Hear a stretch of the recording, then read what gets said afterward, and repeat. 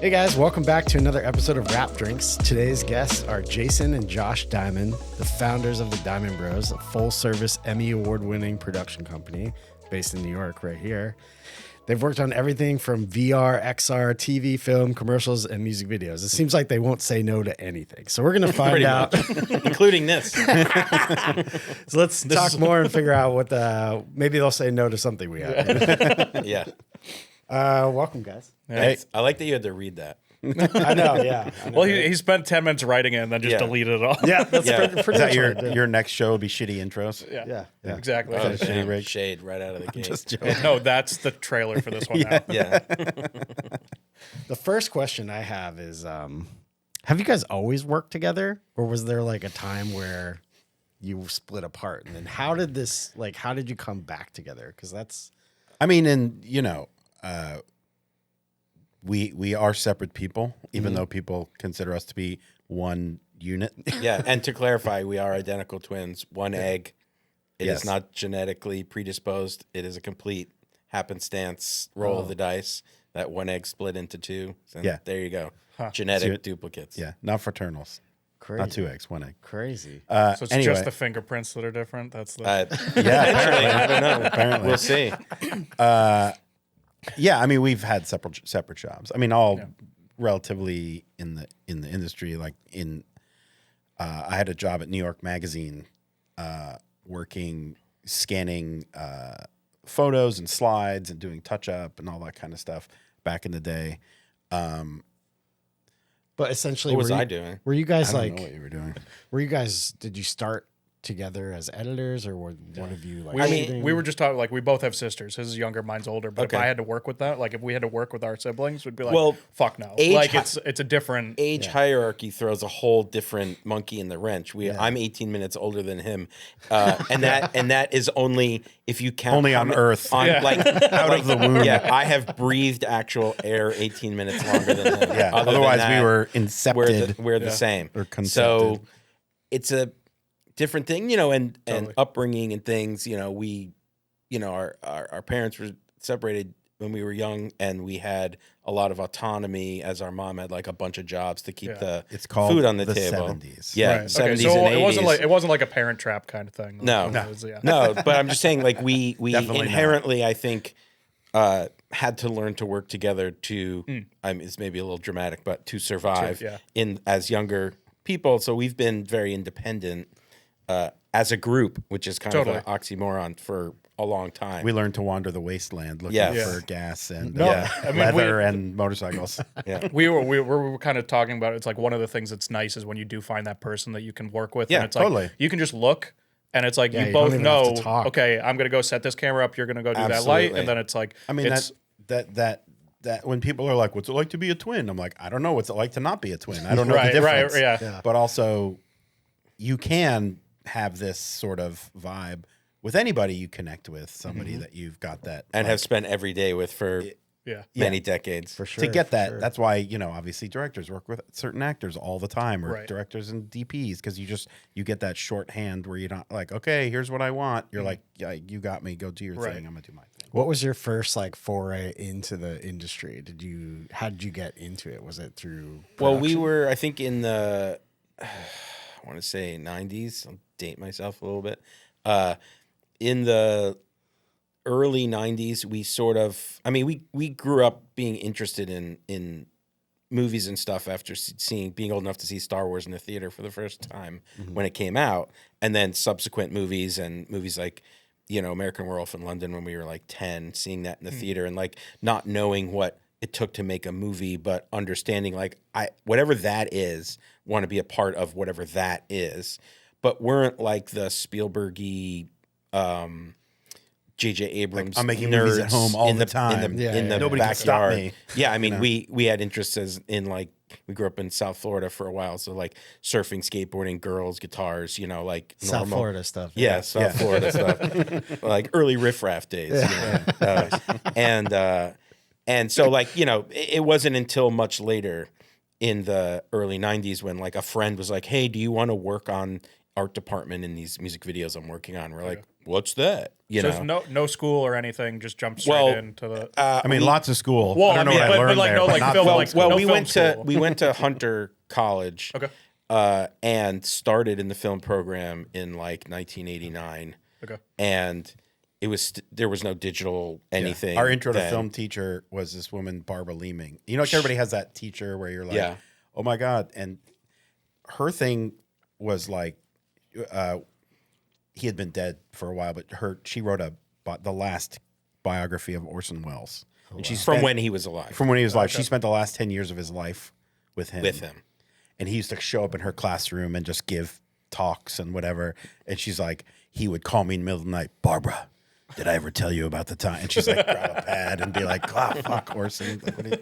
But it was like that type of person who had like a, you know, she was showing you all the movies. That's the intro to film, right? So you're watching Magnificent Ambersons, you're watching Eisenstein, you're watching all these, Potemkin and you're watching all this Citizen stuff. Kane, you're watching all these movies that you don't know exist until Right. your film teacher goes, you should watch these 15 movies Yeah. or whatever. And really feeling that, having obviously a penchant for it, but the excitement from somebody who's like, let me tell you how this Yeah. works. And This because, is why you're excited. Well, Yeah. also Exactly. because she did the thing with Wells, every movie we watched somehow was related to him. That too. Even though it was Potemkin, and you're like, oh, that's a step sequence. Let's find Yeah. it in all the movies, you know, Every- that, yeah. that used it, or whatever. And she would be like, but Orson once said, and you're like, okay. And then you're like, wait. And then you get to Citizen Kane in the thing, and you're like, right, the dude he's the guy, right? Yeah. But He's the thing, guy. the thing we got to do before it ended up being a real thing that came out in the theater is she had all of his original script notes from Touch of Evil. Holy shit. And so she would give it, this was 3/4 tape Yeah, to 3/4 tape to tape. tape editing in the day. But she was like, put us into groups, gave us a scene with the script and his notes and was like, recut this. Oh shit. with whatever you can find in the film. Like, yeah, no obviously extra we don't have footage, extra but, footage, try but it's to- like, try and get to his original intent. that was a second class. That was Yeah. like That was like editing class That was week two. 2. That's actually that feels like actually great learning right there. Oh, yeah. Oh, it's amazing. Yeah, and yeah. because there was no non-linear or whatever. Yeah. Like you have to think, you have to What's plan coming next, What's I'm yeah? gonna- You Well, try and get the like, edits. So I work at BU now, and it's one of those things where we talk to the students where it's like, yeah, it's all fine and dandy, like open Premiere, and you can kind of Yeah. figure Yeah, it. It's yeah. like a little intuitive, but like learning why bins exist and Yeah. why what all the terminology mean. It's like it gives you the basis to do anything after that. Yeah, like in the Avid, like we started out, and it's a good segue to like we got introduced to the Avid in like not knowing what I mean, we just wanted. calling it the The Avid. Avid at the time. Now The you're Avid. dating yourself. That was the only one. Well, to be fair, prior to that, and I'll point to my Skywalker Ranch hat, is prior to that is the Edit Droid that Lucas came up with, which was technically nonlinear editing using a bunch of laser discs and other type of platter that could do that thing. And Return of the random Jedi is the access. first movie that actually used that. Oh wow. Plug for a great book if you want to get super Yes. nerdy about filmmaking. Droid Makers. By Michael Rubin. Yeah. Okay. Who? Fun fact: Michael Rubin's brother wrote the screenplay for Groundhog's Day. Oh, Groundhog's Day. Oh wow. Holy shit. So yeah, but super nerdy book about how Coppola and Lucas were like, "Fuck Hollywood, we're going Yeah. to San Francisco, and we're gonna just figure this out on our own and realize that Yeah. technology is the future." It not it, just, it is interesting too, though. It's like you find these people that are legends, and it's like they were paving the way back. Yeah. It's not like they fell in. Right, but everybody. It's yeah. like Coppola and The- and Apocalypse Now, and like Yeah. getting tape Right. with like He how was do we, cutting how do we cut this movie? He was cutting three-quarter dailies in the jungle and sending it to merch and being like, "Figure it out." And No- he's like, no what? edge code, yeah, no nothing. time code, no nothing. He's like, Just I like don't know what take is this. roughing Where are scenes you? How many together. frames Yeah. is this? You know, So but so anyway, back to the Avid stuff. Like, there'll be a lot of digression on this. Show. That's fine. That's fine. Back to the Avid stuff. It's like we had a friend who was working at Redcar at the time, which was still using film, but they were doing online editing and other kind of more linear tape editing. It was like and a things commercial post for a house. commercial post house, and they had an Avid in the early 90s that And Avid and There were two at that point. and our friend was telling us like, oh, hey guys, like you're in film school and whatever. Although we only took 2 film classes and then ditched. That was film school. That was film school was the 2 classes, and then I mean, sounds like you got a lot out of Well, it. you still remember the professor. yeah. I have her And then- book at home. And then we switched to music theory and studio art majors. Okay. And never graduated. Mostly because I don't like to take actual classes. Yeah. I want to take the stuff that interests me. Yeah. And so after 5 years of college, they were like, you didn't take any classes that are not your major. You cannot graduate. I was like, yeah, cool. Yeah, we're like, Okay. all right, yeah. It was like an electives for 5 years, which is totally fine in my book. And I tell my son the same, even though he's in film school at Pace, and but college for us was for finding things you're interested in, not a degree. Yes. And people, because we went to Yeah. school in the city, connections. in New York City, all the first work we got as editors and as a company when we decided to do that were all from people we met at Hunter who ended who were up, in the art department, not Yeah. in the film program. who ended up at places and were like, oh, we need somebody to do this. Do you know anybody? You're like, we do that. Yeah, like friends Do who we- were art do we do that? directors, friends who We were art can do that. directors and stuff, who then also were connected to the video departments. That weird spider web. But anyway, our friend had told us about the Avid, and we were like, "Oh, that's interesting," and just had a description of it. And then a friend of ours shot a short film that we were kind of in as heavies. Like, I had to like push someone down the stairs on that boat that's over in Whitestone by the Whitestone Bridge. There's that big like Coast Guard school. Oh, yeah, and they have yeah. like that big boat, so it was like shot on that boat. And I'd like push someone down the stairs in a short film. I have no memory of that, which is why I was there. I was there. Oh, I was there. I don't remember anybody. pushing Anyway, me. they were producing that, and then they were like, "Oh, well, we're making a feature film," and we were like, "Oh shit!" Like, We're in. I need a job. No, it wasn't even that. Like, what? It was half interest and half like, I need a job. I'm not in college anymore. Like, Now I I'm- need a yeah, job. I like Okay. and we've been paying rent in our own spots since we were like 17. So Mm-hmm. it's like I gotta pay rent. What's happening? Blah blah blah. Yeah. And they're like, oh well, we're about to shoot this film, and we bought this machine called an Avid. We're like, we know what that is, Nice. and never having seen one, touched one, Yeah. anything. And they had a guy, I think, who had been at NYU at some point and knew the machine briefly. Anyway, long story short, we came on the film as like logging editors, like just to log. I didn't even know what an editor did beyond like as a job, just like, oh, you see a movie, but not thinking about all the specific jobs in Yeah. the movie. And anyway, over a course of a year, like that guy left, we ended up being the assistant editors and the editors, and we pulled, met 2 other guys that kind of came in, and the 4 of us kind of learned how to be editors on this movie and be like, oh, right. Like realizing it's mostly instinct and knowledge, but at that age, instinct and learning how to push buttons is Yeah. just to get the action done. But the edit is done in your head before you touch the buttons, right? You have an idea. I want to do this. Maybe I should put these 2 shots together, and then you do it, right? I mean, it's microseconds, but that's what's happening. So learning how to push buttons in the machine is just learning how to just functionally use the tool. But alongside that, you would have to have support contracts and all this stuff because it's running on like a Mac Quadra, whatever. And all Nobody this knows what that is. proprietary hard drives and all these things. And so we would, being super technically minded, I think this might have been our first foray into like really being like, oh, I want to tell me what you're doing when the guy would come to service it. And over time, we learned how to take the machines apart, put them back together, do all these things so that later when we became editors and stuff, that was a value because we could fix the machines. If anybody here listening to this, watching this, knows what a SCSI ID is, you win a prize. Scuzzy. I don't even know what a scuzzy is. Yes. There's one person. Yeah. Him.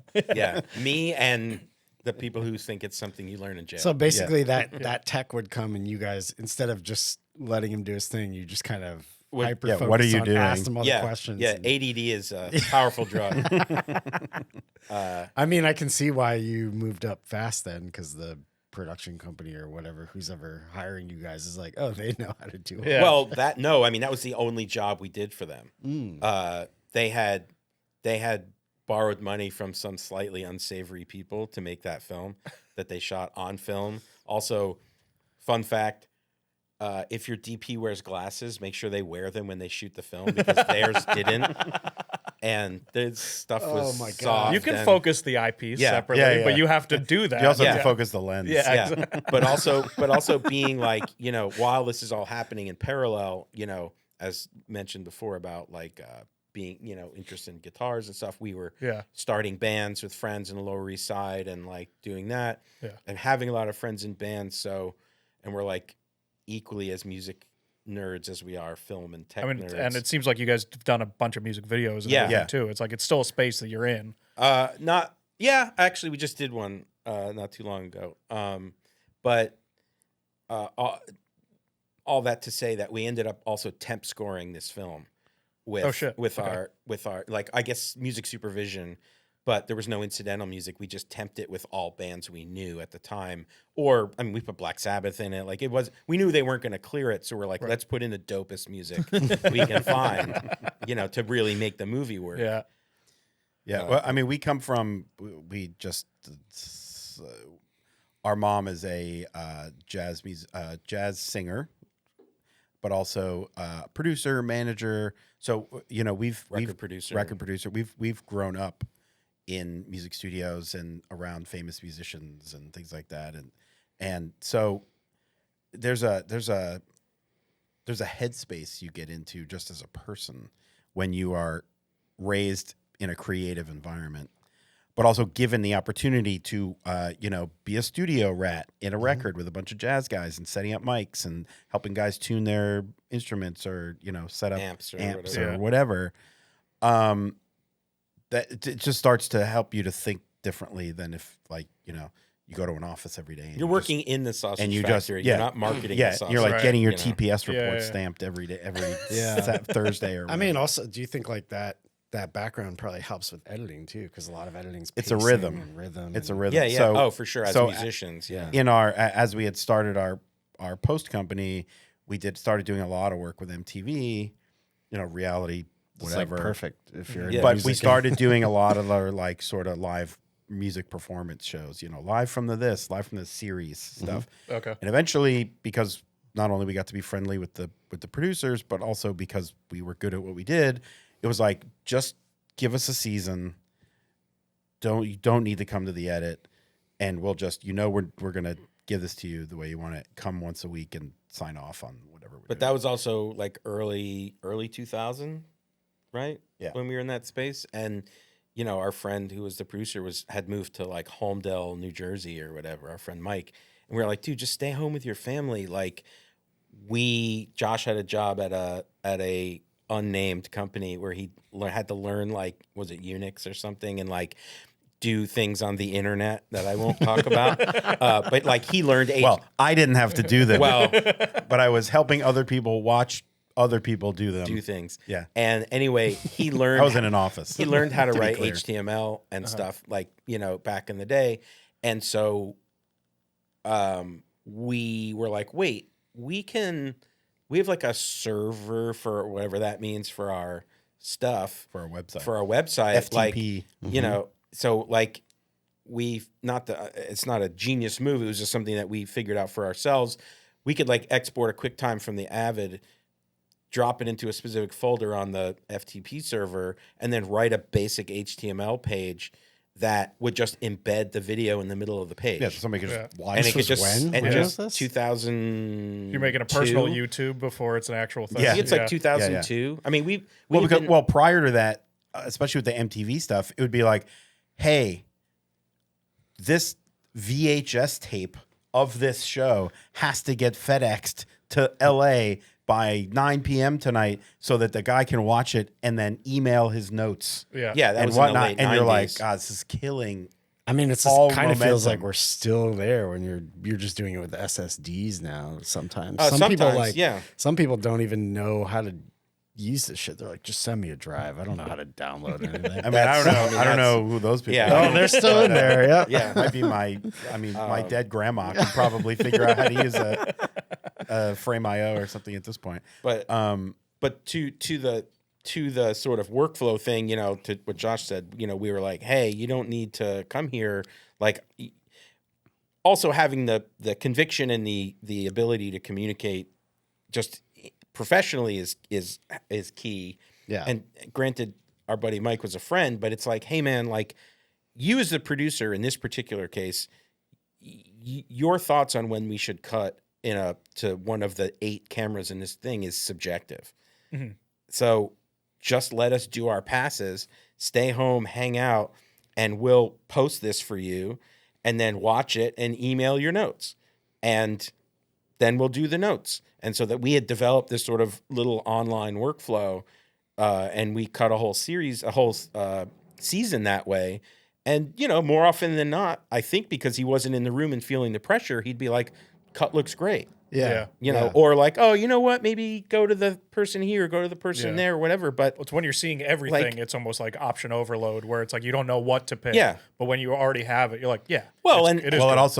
it also stops the inevitable, and this is a 90s problem, of being in an edit, cutting live music, and having your shitty producer or executive producer come in, look at your cut, and go,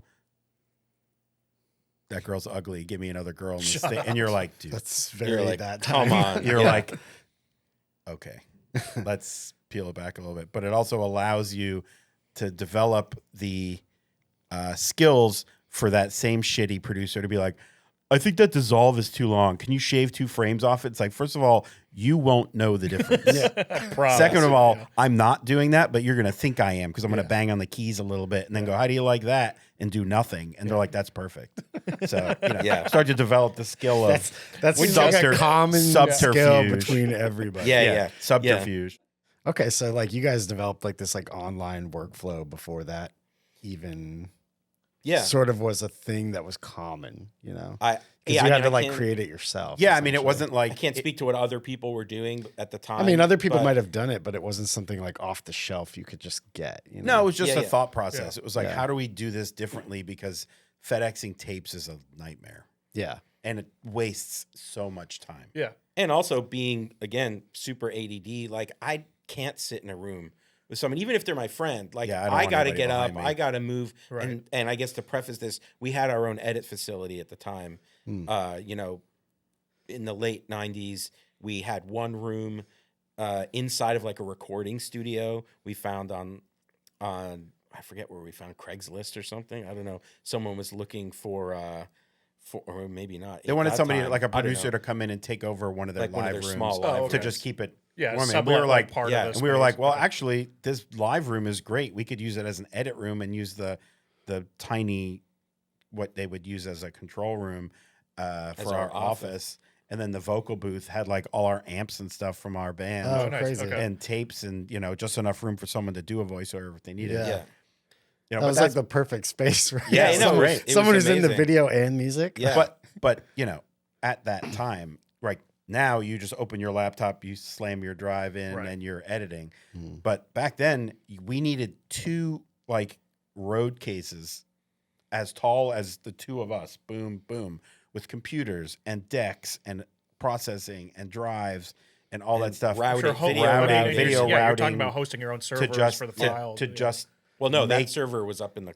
Yeah. Well, because the But Avid, just the to Avid do- was like a Yeah, the fucking Avid rack had a mount. Yeah, it was a- chassis yeah, and a and it whole was $100 thing. grand too. Yes. Like Yeah, yeah. our things in 1998 were 120, It's like 120 grand, including like the integrator Yeah. who had to like. This was the only way you could get it. Was going to an integrator. I think it was VCA or some company on in 7th Avenue, and like they would put it together and wire it up, and of that's course they right, never yeah. came back. We would just continually rewire it and do it Yeah, ourselves.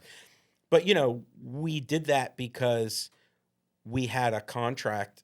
We had through the friends and the connections, and of course doing the work.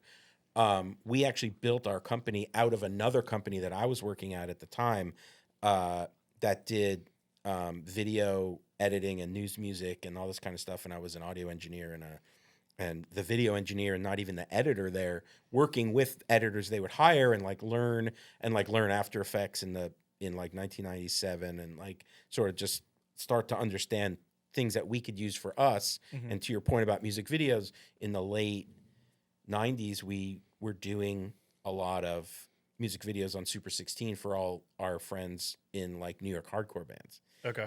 Because we had a cable access show with our first business partner, where we would go on and do like an unedited, like we would like put a video camera on top of a bunch of CDs on his record player in his room, and that was the tripod. And we would just hit record. 3 chairs, like we were Yeah. on a bus or something. Yeah. You know, like Hit record.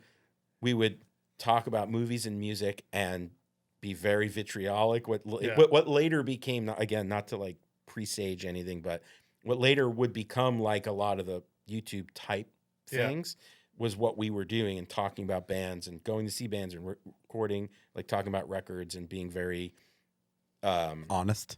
about things we thought sucked and things we thought whatever.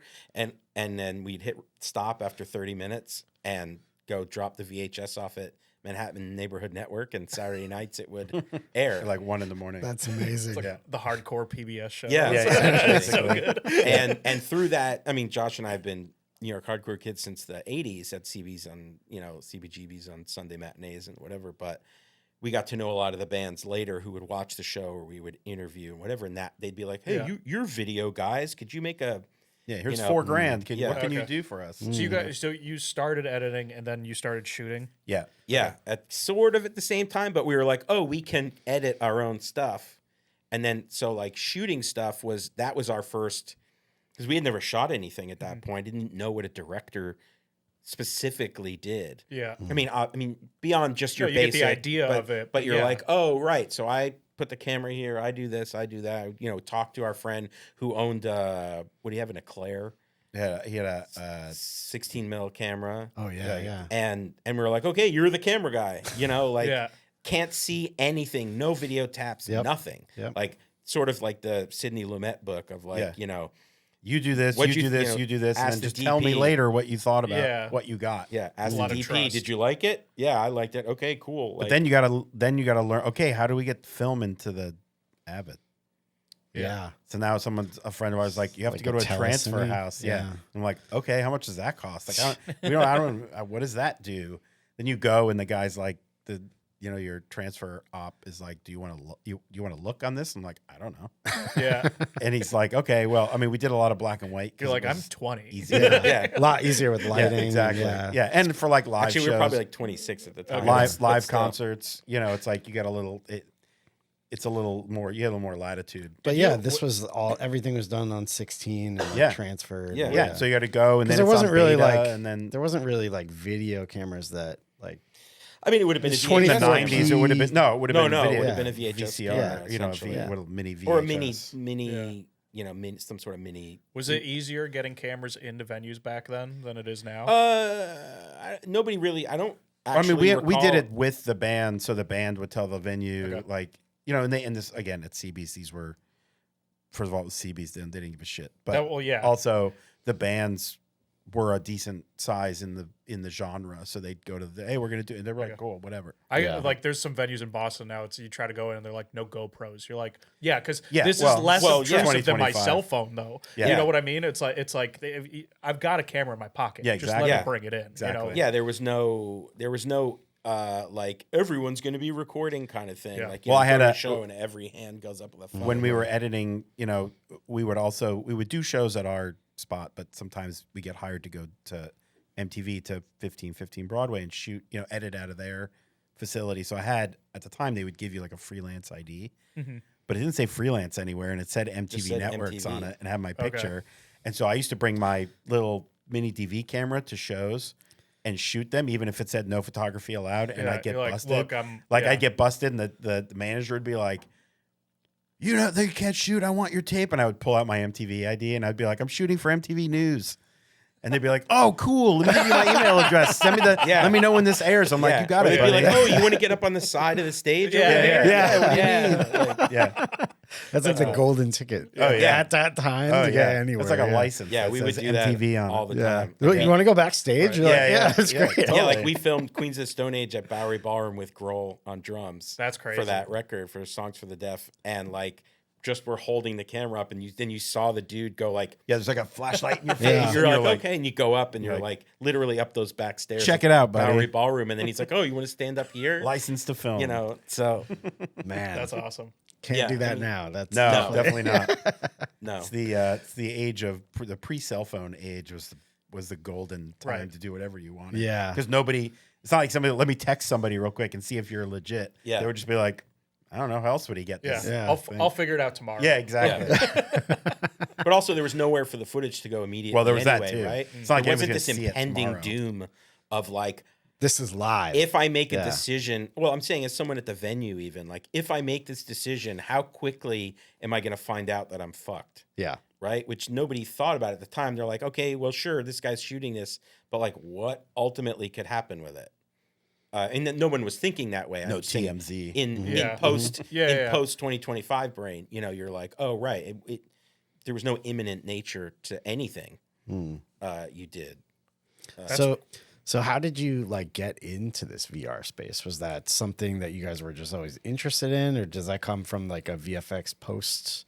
Well, I mean, I side? have a VFX background, and I'm not I have VFX supervised for friends when they need it. I would not call myself a visual effects supervisor, but I've also been doing a podcast for the last 16 years called The VFX Show with Mike Seymour from FX Guide and Matt Wallen, who was worked as a compositor and comp supervisor at like WETA and ILM and all this stuff, and teaches at VCU down in Virginia now and in Richmond. And I mean, I've learned a lot from them, but also we're very technical people, as I think I mean, I think we may can have figure come it out at across. this point. May have come across, but we're also incredibly I mean, we're both wearing glasses. yes. That says anything. Yeah, I don't even need them. Yeah. Yeah, Solidarity. yeah. He's blind as a bat. How are you going to know your twins if you don't both wear them? Turns Yeah. out jeans aren't for eyes, you know. So we had a friend who was a producer in LA who was, for whatever reason, I don't know the genesis of it, but was starting, maybe through his own interest or whatever, starting to get asked about VR in like 2013, 14, Okay. around there, and had done a few exploratory jobs, and then we were hanging out talking, and he was like, "Oh was yeah, at I've been NAB, doing." I think. Yeah, he was like, "I've been doing this VR stuff and whatever." We're like, "What's that?" You know, and explained to us. We're like, "Oh, huh." We had a couple other friends kind of bouncing around it at the same time from a more of a technical and like camera and like how do you put cameras on plates? To Well, also get at that point, everybody was capture. doing GoPros. Yeah. right? And it was like, it's fine. It was like the very But early Go. Like knew- a GoPro array. Yeah. of Yeah, things? like globes of Okay. GoPros. But like Yes. what was cheap and what was easy and flexible to Yeah. put together, GoPros. Well, But at the time he was like, I don't want to do that. Yeah. He's like, I want to do what's the highest fidelity we can do. And he knew that Okay. we had red cameras. We were very early Red One guys. And so in going through that ecosystem and constantly upgrading and buying different cameras, red cameras, whatever, he knew that we understood the complexities of what he was trying to do, even though we weren't VR guys at the time. Nobody really was. I mean, still, But being able to figure out, okay, I got to take 5 red cameras and bolt them to a plate and somehow make a 360 rig. yeah. He's like, I think you guys inherently could figure that out. Can you So just to like break down what the space is, because it doesn't have to be 3D. It doesn't have to be 360. No. But like it can be. Like there's so many different ways you can do it. Like the Insta 360 could Yeah. get put 100%. into a VR, but you can also that's do now. yeah, Yeah. at the time there No, was there nothing. was Nothing. Exactly. And So it's- stereo wasn't a thing. I mean, Yeah. it was, but not in a. But it's like red blue 3D. You know, it's like you could Right. go back to Yeah. like Nightmare on Elm Street, Dream 100%. World. Totally. You know, Yeah. it's like Yeah. that could Jaws be a VR 3, experience now. 3D. Yeah, like these things could Yeah. be, but they're like the space is huge. Yeah, But yeah. I think people think that it's like this very niche thing, but it's like.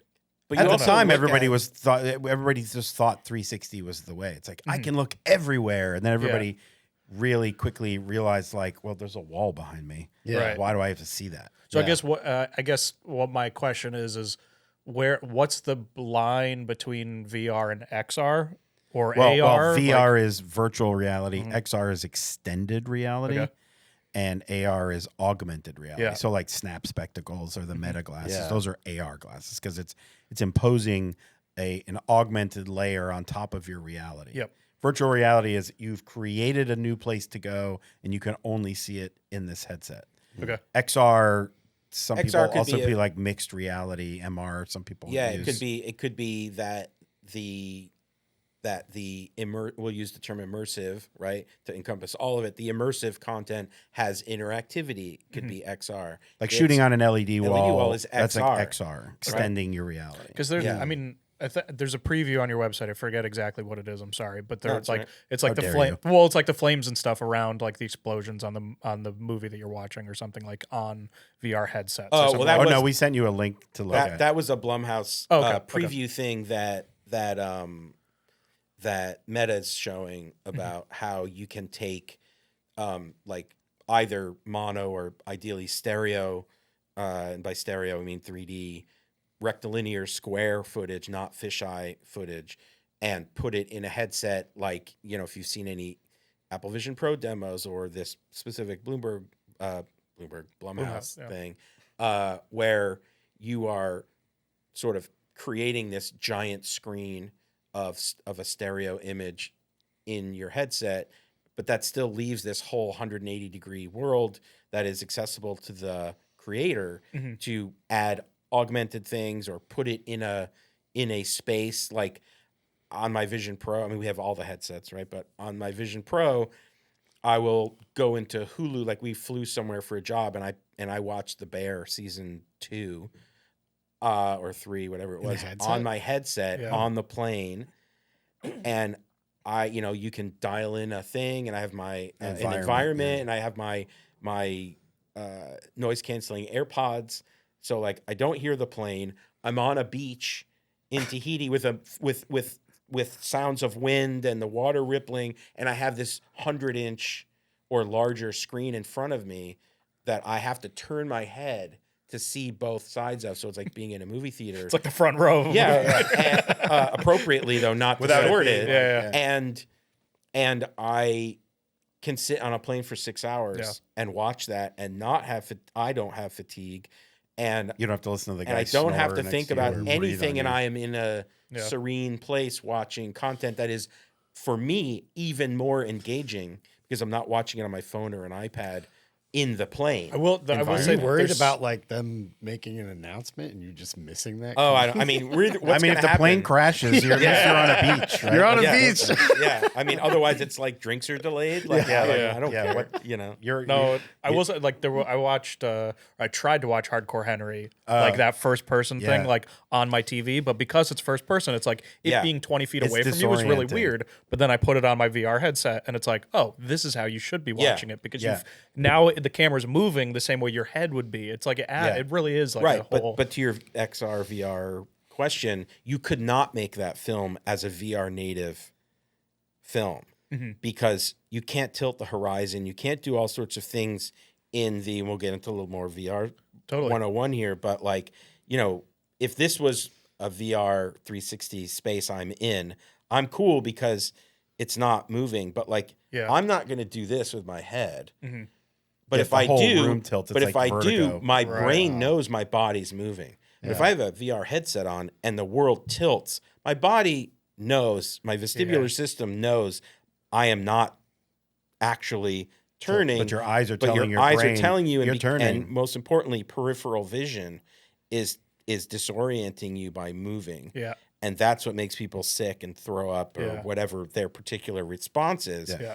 So you can't do what you can do as a first person thing in a theater, which can also be disorienting to the viewer. I mean, I saw one battle after another opening weekend at Lincoln Square on the Giganto IMAX. Yeah. And spoiler alert, the hills sequence at the end Oh God, in the car. felt like I was on a roller coaster because Totally. the screen is so fucking big that it was like being in a VR headset. Yeah. Oh wow. And so like knowing that that's the case, you have to take a You're lot just putting of blinders on yourself. well, that hand movement that you do is what we do on set. We've developed over the years in order to like do the, this bullshit director's thing, like on a VR set, like wherever the camera is, I'm going to do this. Yeah, this and gives that you, is like, the the 180 field of view of general. the headset. Because, it's you have the 180 or the Yeah. 360, but you can only see X 50 degrees or whatever it is. And then that viewpoint moves around as your head moves. So we do this and then say like, oh, how much am I going to have to turn my head to see that interaction? How much am I going to turn my head to do that? Because again, in a VR sense, you don't want the viewer looking around and moving their head all over the place. Yeah. So like, I mean, left to right, like if you're just sitting, yeah, like what you would normally be able to do with your head is really the comfortable thing. Like I could kind of look behind me to see that there's a shirt hanging there, but like, why would I want to do that? It's Right. Yeah. Unless it's a horror movie. Well, totally. Then the ghost pops. Well, no, up. it's just how often do you, Totally. just like Beats in any other thing, and how you use eye tracking and. But wouldn't it be guides in spookier if you couldn't look behind you and there was a ghost there? Right. No, but So, I mean, is that the- it is a cool thing for even like blocking because Yeah, you do, that's you want how to we make would sure use that it. you're not. It's also learning how to read a fisheye, right? So if you're if you're shooting 180, all your lenses are fisheyes, so everything gets really small, really quick as it gets away from you. Yeah. And being able to learn like the ratio of sizes in a lens to be like, okay, if my person is about a third of the height of the lens, that's going to be perfect head to toe Oh, interesting. in my Okay. field of view in a headset. Right? You just start to learn these things over Yeah. time as you say like, oh, that's a great position, and you're looking at the fisheye and you're like, oh, right, they're like this, Do you shoot everything on the same lens then? Like, or are there still different kind of lenses that you use for this? I mean, when we would shoot mono, we would use the Canon 8-15 zoom, Okay. and we would vacillate between 8 and 10 mil, depending on either the specs of the deliverable or, if you want to get a little closer to the artist or whatever. In our case, a lot of live music, you just go to a 10.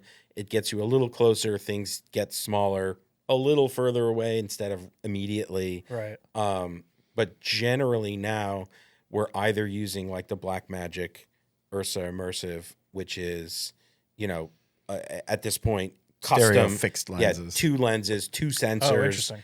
It's literally 2 Ursas in one camera body, with ND wheels behind it, and 2 12K sensors. You're getting 2. It's like having a side by side stereo rig, but Except the lenses are perfect. yeah, the lenses are IPD. 60 millimeters apart and all the sort of good stereo practices. That camera is amazing, but it's also gigantic. So you can't put it in certain scenarios that you need, as we all know about traditional media. Sometimes you need a small camera, which is why they exist, to get a camera into a corner or a car or whatever. So we also have a ton of red Raptors, and we use the Canon stereo lens on that, because it's essentially the same concept as what I described for the Ursa, except it projects the 2 eyes onto one sensor. So it's slightly less resolution, but you have perfect stereo in one camera body.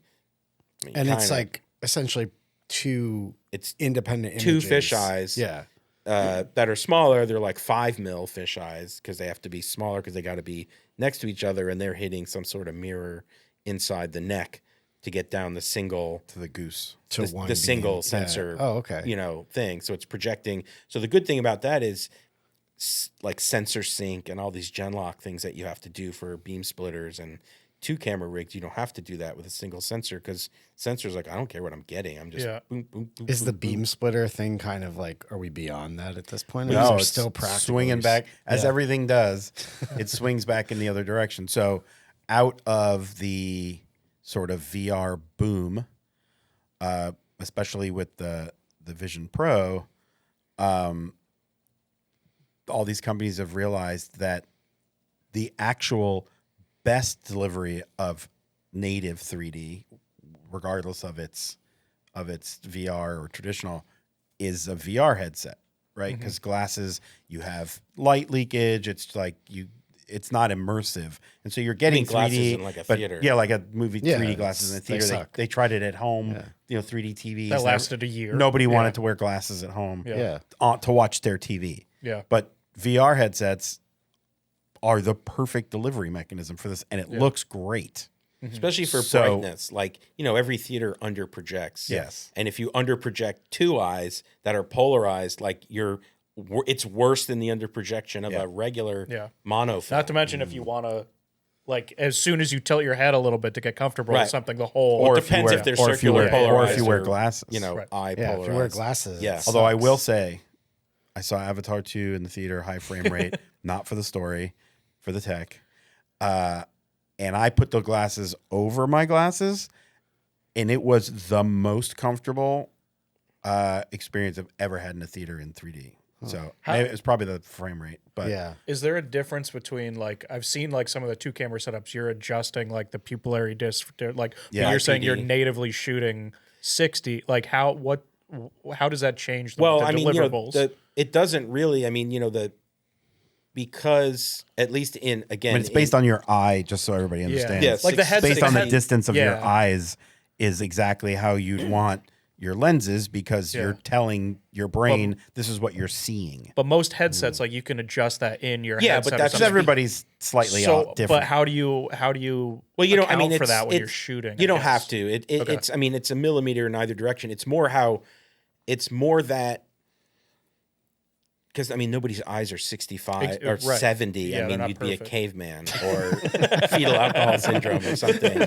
You know, it's like George Bush has tiny eyes. You know, it's like Bush too. You know, sorry, you can't watch a stereo headset. I'm sure he's fine with it. He's painting. He's you know? painting. Yeah. But you know, you are. It's a middle ground. A, B. You have to think about it like you're wearing glasses that are, and I'm wearing glasses. That's changing how you see things at distance and whatever. Yeah. But the world doesn't have to change to fit your glasses, right? So in this case, yes, you're going for the 60-ish millimeter thing, and then your eyes will I mean, your brain does an incredible amount of compensation, you know, in many ways for a lot of people. Sadly, sometimes in good ways and bad ways. But it's more about distance, right? So it's more about like if you take your hand and move it closer to your face, you see that your eyes start to split. Yeah. And your eyes have to toe in order to see something close, which is how you get cross-eyed. Well, you can't toe in fish eyes. So, you know, we do have minimum operating distance for certain things. Okay. Because if they get too for close. comfort. For eye comfort. Now, of Yeah. course, you Blows- can. Somebody's eyes don't explode. Yeah, you can break every rule. You wouldn't have something live there. Yeah. But like we've shot You do it for a reason. for a reason or for a moment. Like when we shot Doja Cat in Detroit, we had like 8 cameras or whatever, and her stage design happened to be perfect It was a triangle. for VR. this. So instead of being a flat thing that we have to capture, like he said, it was a triangle. So we put a camera right at the end of the triangle and Tip of the spear. as it were. And we would, you know, she would get super close to it. And so for those moments when it got super close, you're like, wow. But like you wouldn't want her to be there the Yeah. whole time. Yeah. So, you know, you can play with distance, just like any rule is meant to be broken if you know why you're breaking it and you understand the implications of doing it. So same, you know, for traditional filmmaking, for life, Yeah. you know, whatever. So same for Feel VR. free to rob a bank as long as you know. Yeah, if you know you're what if the you get caught, outcome could be. you know. Yeah. Yeah, What get rich or you and get can't caught. get away with. yeah. I watched Road to Perdition the other day again. I've seen and, Point Break. You know, I know what happens. yeah, I will rob banks as long as I can die in a giant wave in New Zealand. I'm Yeah. good. Yeah. but yes. Anyway, long story short, it's just understanding the tech so that we can adjust for that. Now, in what you were saying about breaking the 60 millimeter thing for a beam splitter, which for everybody is when the cameras are like this and there's a mirror For that's traditional 3D. For traditional 3D, which you can't do for fisheye, right? Because a fisheye can't see through the mirror because it's 180 degrees and you can't have a 180 degree mirror. So you have these other cameras and things and bespoke solutions for that. The reason you need the beam splitter for traditional media is that certainly back in the day when beam splitters were invented, you could not get 2 film cameras close enough to get 60 millimeters, but also you may want to change that interocular depending on, like James Cameron's theory, he locks interocular to focus. So if the focus goes deep, then you go to a wider interocular so that you're focusing Right, where you're your actually eyes looking- are going to look. yeah. And if things come close and you do a closer IPD for that so that everything's comfortable and whatever, that's his theory. Some people like to just shoot parallel fixed at 60 and do post convergence and things to move an eye closer based on those edits or what have you. But you need the ability to change that, and you can't do that side by side, and you certainly can't overlap two cameras for a zero parallax. Yeah. A zero interocular, which some people have used for other non 3D use cases.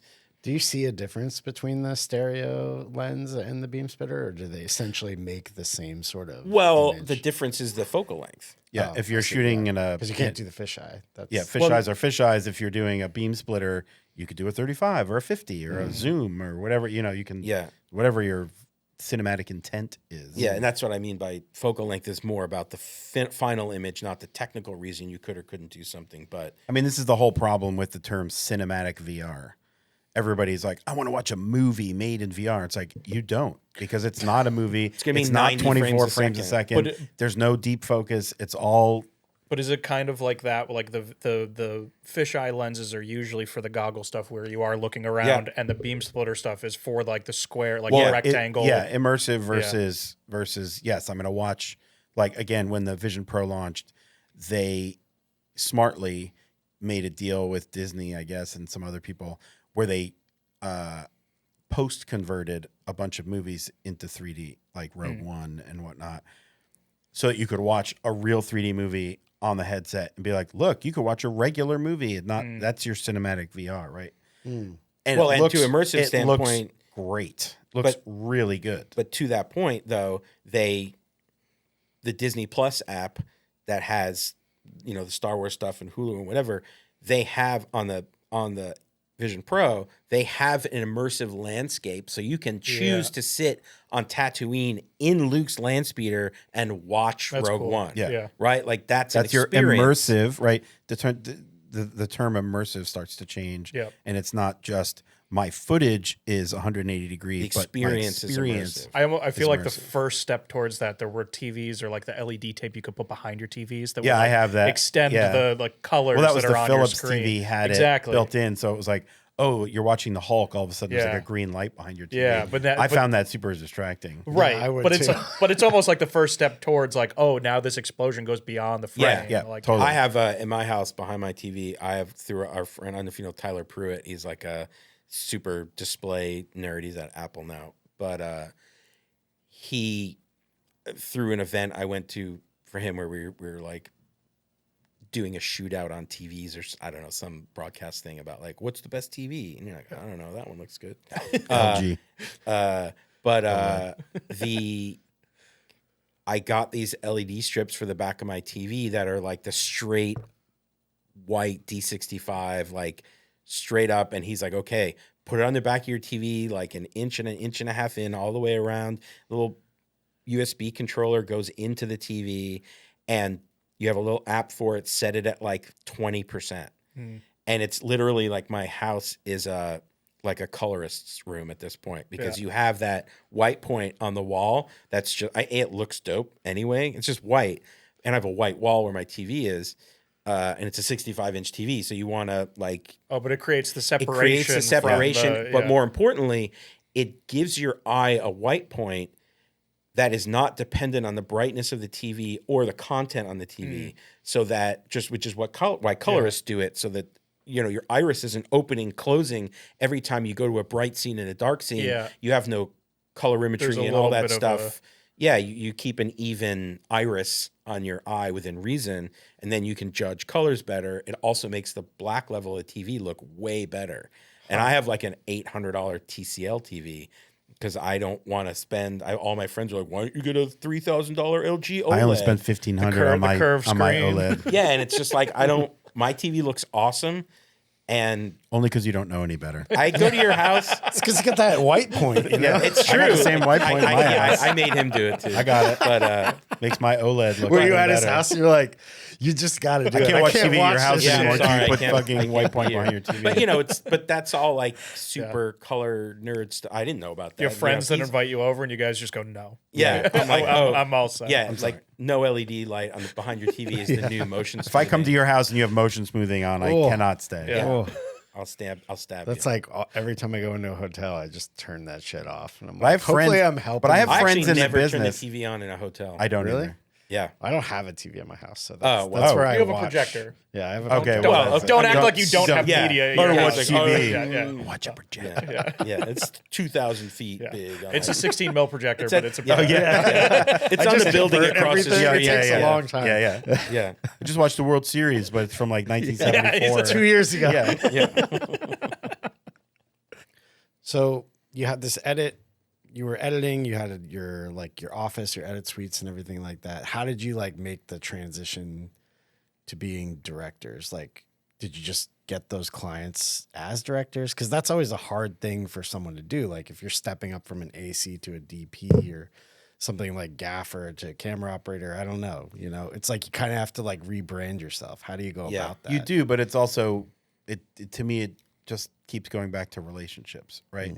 You have to be able to tell somebody who trusts you, I'm not going to do this thing, I'm going to do this thing, and have them go, okay, I trust you to do this other thing, even though I don't know if you can. And so At least as like as as a pilot, right? Yeah, Like as a you have first to have pivot. It would make sense that you would make that decision when you feel comfortable with a few opportunities where someone would trust you. You certainly can't just pivot and be like, I do this now, and the next day everyone's like, cool, let's Right. do it. Like, Well, we hit an inflection point in our post company around 2008. We had put in a pre-order on a Red One. Had been we had it prior to 2008. it was 2007. We put in the pre-order. Came early 2008, or was it? Anyway, Yeah. Anyway, in the zone. This is when Final Cut and Avid and Premiere, they're all starting to do in the recent past. There now all of a sudden you don't need all this infrastructure to be an editor. You can just plug a drive into your computer and just edit off the drive. So like all of a sudden we're starting to see the writing on the wall. at least for our business. For our business model, maybe this sort of brick and mortar post facility of a mid-level company, right, might go away. Because if all of a sudden an editor can just be like, oh, I can edit your show I'll from come my to you, house, yeah. or I can come to you or whatever from Well, a and plane also- or a hotel. Also, as a client base, our particular client base, as we said, Right, was was a lot Viacom. of the Viacom companies. They had just Viacom, moved yeah. downtown to 345 Hudson and had like a huge edit facility built in there on one of their floors. Right. And so like none of the producers were like, the producers didn't have to edit there, but at a certain point, like the people we knew were like, hey, if I don't have to leave the building, like I love you guys. If you want to come down there and edit, cool. Yeah. But like I just don't, like I got a lot of shit to do. Also, And so- 2008 was big, financial downturn For sure, for yeah. everything. Yeah. And so, if you pay attention at all to your industry and to the world, you can start to make some predictions, and also your own desires. Right? We're like, after a certain point, running a post facility, you turn into just basically a tech manager. Right? I had my own edit room as part of the things, but I didn't have time to edit anything. I would take on projects here and there, but you just end up having to tech the rooms and 'Cause you have deal all with this business. equipment, Yeah, yeah. 8 edit rooms. Yeah, and then, we- like something breaks. Yeah. Oh, a client wants this, so now I got to do rentals and bring into this deck or that. And you just turn into like, I don't want to run a business. I want to be creative. Yeah. And so, through a confluence of a lot of those things, the Red One being like sort of like, oh, we could buy an actual cinema camera that we own and make things and not have to worry about going to a rental house or doing a whatever for your like you're gonna rent lenses and lights and whatever. And so we were like, fuck it, we're just gonna pivot. And so- also being again back to the tech guy stuff, like following what was happening in episode 1, 2, and 3, and the advent of the F900 and the F950 that Lucas was using, and Sony had turned That's into Star Wars, by the way. Yes, Star Wars. That and Sony being a part of that had turned to things like the HD Cam and HD Cam SR and all that kind of stuff. But those things were like 200 plus grand. And even just as a unproven promise, when Jannard was like, I'm making a camera and it's $17,000. And even like with all the junk we bought with it, it was 40 grand. And we're like, to Josh's point, like this, we can, and we were very early, super hyped on the opportunity of 4K and what it offered in a market that didn't embrace 4K for years. Mm-hmm. But we had, then gave us the opportunity, as I think we've demonstrated, to get all that stuff figured out before it became necessary. To Josh's point, it was the perfect inflection point. If only we were Michael Burry and had all the, all this, was that Big Short stuff together. But was that your kind of dive into directing then? Yeah. So I mean, again, well, and we had directed in the late 90s. That was like we've been doing all these learning music videos, and we had done projects along the way, small things here and there for friends and for smaller clients. Yeah. And we're just like, you know what? Production seems to be where our heads are, and this is not working. This sort of just like being a business owner. Yeah. Let's pivot. So because we had all these Viacom clients and a lot of these producers, they obviously had to shoot the things they were bringing to us to edit. Yep. And it was a lot of game focused stuff for Spike and all these kinds of things. And so we just approached a bunch of our producer friends for that content, and we're like, hey, we're going to close this business. But we are going to be available to you to do the post, but only if we also direct. Mm-hmm. So like, we'll do your post, but not on anything we don't direct. Yeah.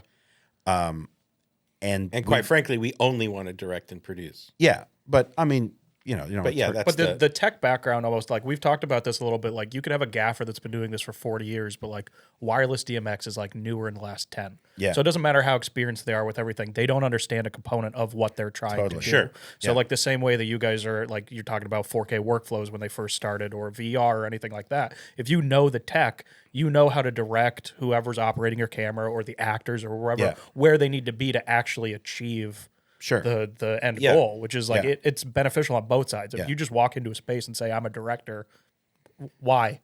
Well, but if you know everything leading up to it, but that goes to our earlier point. Like, again, you can get in the room saying you're whatever, but you have to be able to deliver. Not 100%, because no one's 100%. But you have to have the knowledge and the confidence to be able to at least pass minimally to be able to adequately do the thing, and excelling is. But then, the goal, just like right? anything, to reframe someone's view of who you are, you have to do it 100%. Yeah. So you have to just say, I am no longer A, I am now B. Mm-hmm.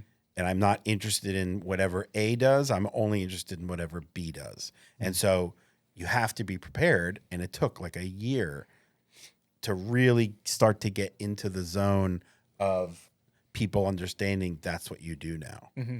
And so you have to just be prepared for the pain of the pivot. Yeah. I think that's the hardest thing for most people. Yeah. You actually have to frustrate people by saying no. Like they're not going to capitulate until they're like, dude, can you fucking edit this thing for me already? And like, no, I don't do that anymore. No is the most powerful thing you can ever Especially if you always say yes. Yeah. Well, yeah. In your toolbox. That means something, yeah. Telling somebody no is in any facet of your life, but especially in production, when you know it's not something that you want to do or that you're competent at or should do whatever your reasonings are, but being showing conviction and saying, I'm sorry, I'm not going to do that, tells people who you are. Right? You're not waffling. You're not, well, I don't know, maybe I could. Let me see if I find a guy. No, sorry. So at that point, we were lucky enough to like through that year, like get out of all of our leases and business stuff, and quite frankly, break even on all those things, and not be stuck with anything. And we just went like, took a smaller office. Yeah. Well, that's when an interesting sort of also inflection point at the same time is through that process of having the Red One and being very tech focused and doing a lot of alpha beta stuff with Avid at the time, we helped them develop the Red workflows that they were doing at the time, because they didn't have access to a Red and we were tight with them. So we would do these shoots and whatever and tell them how we want stuff to work and what needs to happen. Who are you talking about? What? MTV? Is it Viacom? What? Assuming? You just said them. I wasn't sure who you were. No, referring to. Avid, I said. Oh, Avid. Avid. Oh, okay. Yeah, yeah. I'm sorry. using the red one in Avid. Yeah. Yeah, Red one. I'm just trying to follow. paying attention. I'm just trying to follow along. Uh, I've heard this a million times. I didn't know if you meant your client or if it, No, sorry. okay. No, zoned out. but anyway, all I was saying is because that inflection point, because we made that decision, the ripples of that decision of being able to focus on, hey, we've just bought this camera. What the fuck does it even do? How does it work? And having some very knowledgeable friends like Emery Wells and Ian Bloom, we use those resources, and especially with Ian, who's super tech, to actually learn what a Bayer pattern was. How does it work? What does the silicon do? What is, learn the camera from the inside out so that we could really understand it, but then start beginning the workflows and all those things. So that year of like trying to get more work and do other things and making income however we could, while we're flipping that mindset, we're preparing for when the camera arrives, what we can do with it, and not being like super production people at the time, trying, just to start understanding what that means and being prepared. So when we got in the room, we could have confidence in saying, okay, yes, we can shoot this. And oh, by the way, here's the benefits of that. And you don't need to understand that, but we do. So here's how this will benefit you, blah, blah, blah.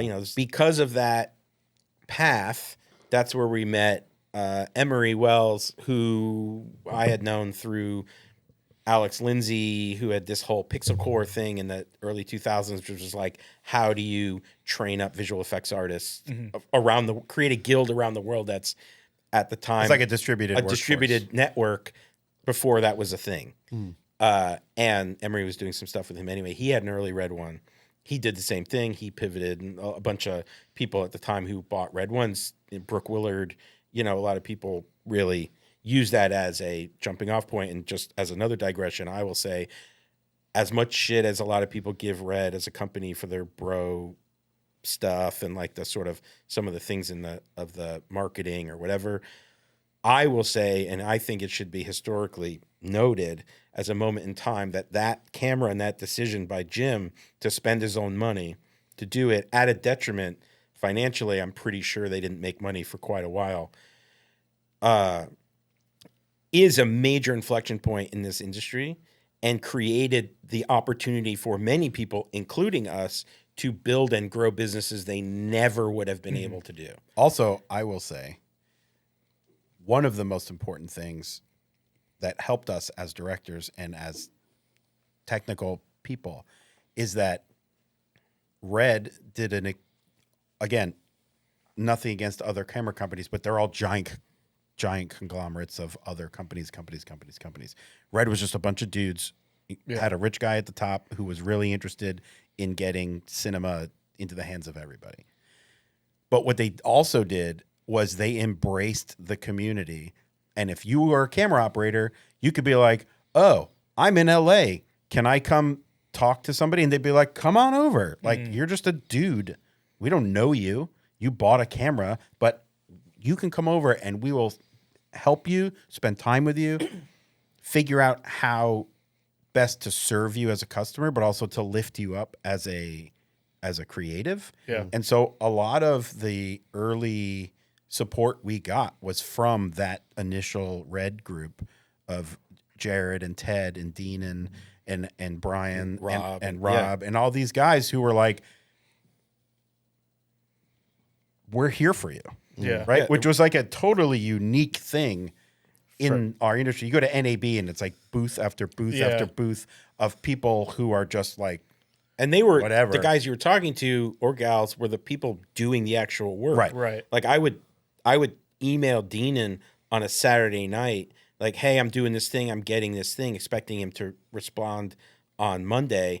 And 2 hours later or less, I would get my own build of the firmware for the camera. Wow. Try this. Wow. Yeah. I mean, There is something to be said about like even like the lighting companies. Like you could tell some of them were started by like a tech guy that's never been on set. Yeah. Yeah, right. And then like the second model comes out, and you're like, oh, they actually listen to people that Yeah, worked with it. yeah, Like, that's- exactly. Yeah, similar thing. So anyway, I'm only using that as an inflection point because that and the sort of little diatribe about Red, because of what that did for us at the time in being able to make that decision and say, fuck it, we're gonna spend 40 grand, and now we have to figure out how to make it work. Well, but also now we have a tool that other people don't have. Well, right? that too. Even rental houses didn't have red cameras. Yeah. So we'd start to get introduced to people, to producers in the city or making independent films, or oh, you want to do something? These are your guys, guys. yeah. Right. And so we ended up EPing a bunch of movies, not because we put money in, but because we showed up on set with a camera nobody knew how to use and worked with the DP day after day to make sure they were getting what they needed, solve any problems they had, and then also walk them through the post process, colorists, people who understood that. Did you guys do Yellow Brick Road? Did we? What's that? What's that? Oh. Some movie that it we was a worked horror on. movie we worked on when Shot we on were the red one a long time ago. No, we yeah. did a movie. We did a movie in 2008 with Zoe Kazan, called "The Exploding Girl," with Bradley Rust Gray and his wife. So, who again were these brilliant independent filmmakers used to shooting on film. They had this idea to make this movie and heard about the red one and like, oh, we can just roll for however long. And the movie is a lot of the movies shot on like 300 mil lenses or longer because they didn't want to be right up in the actors' faces. Okay. So now it's like Like a okay, I can be a block block away. and a half away Wow. and get a 2-shot of these guys. And just the secret to that is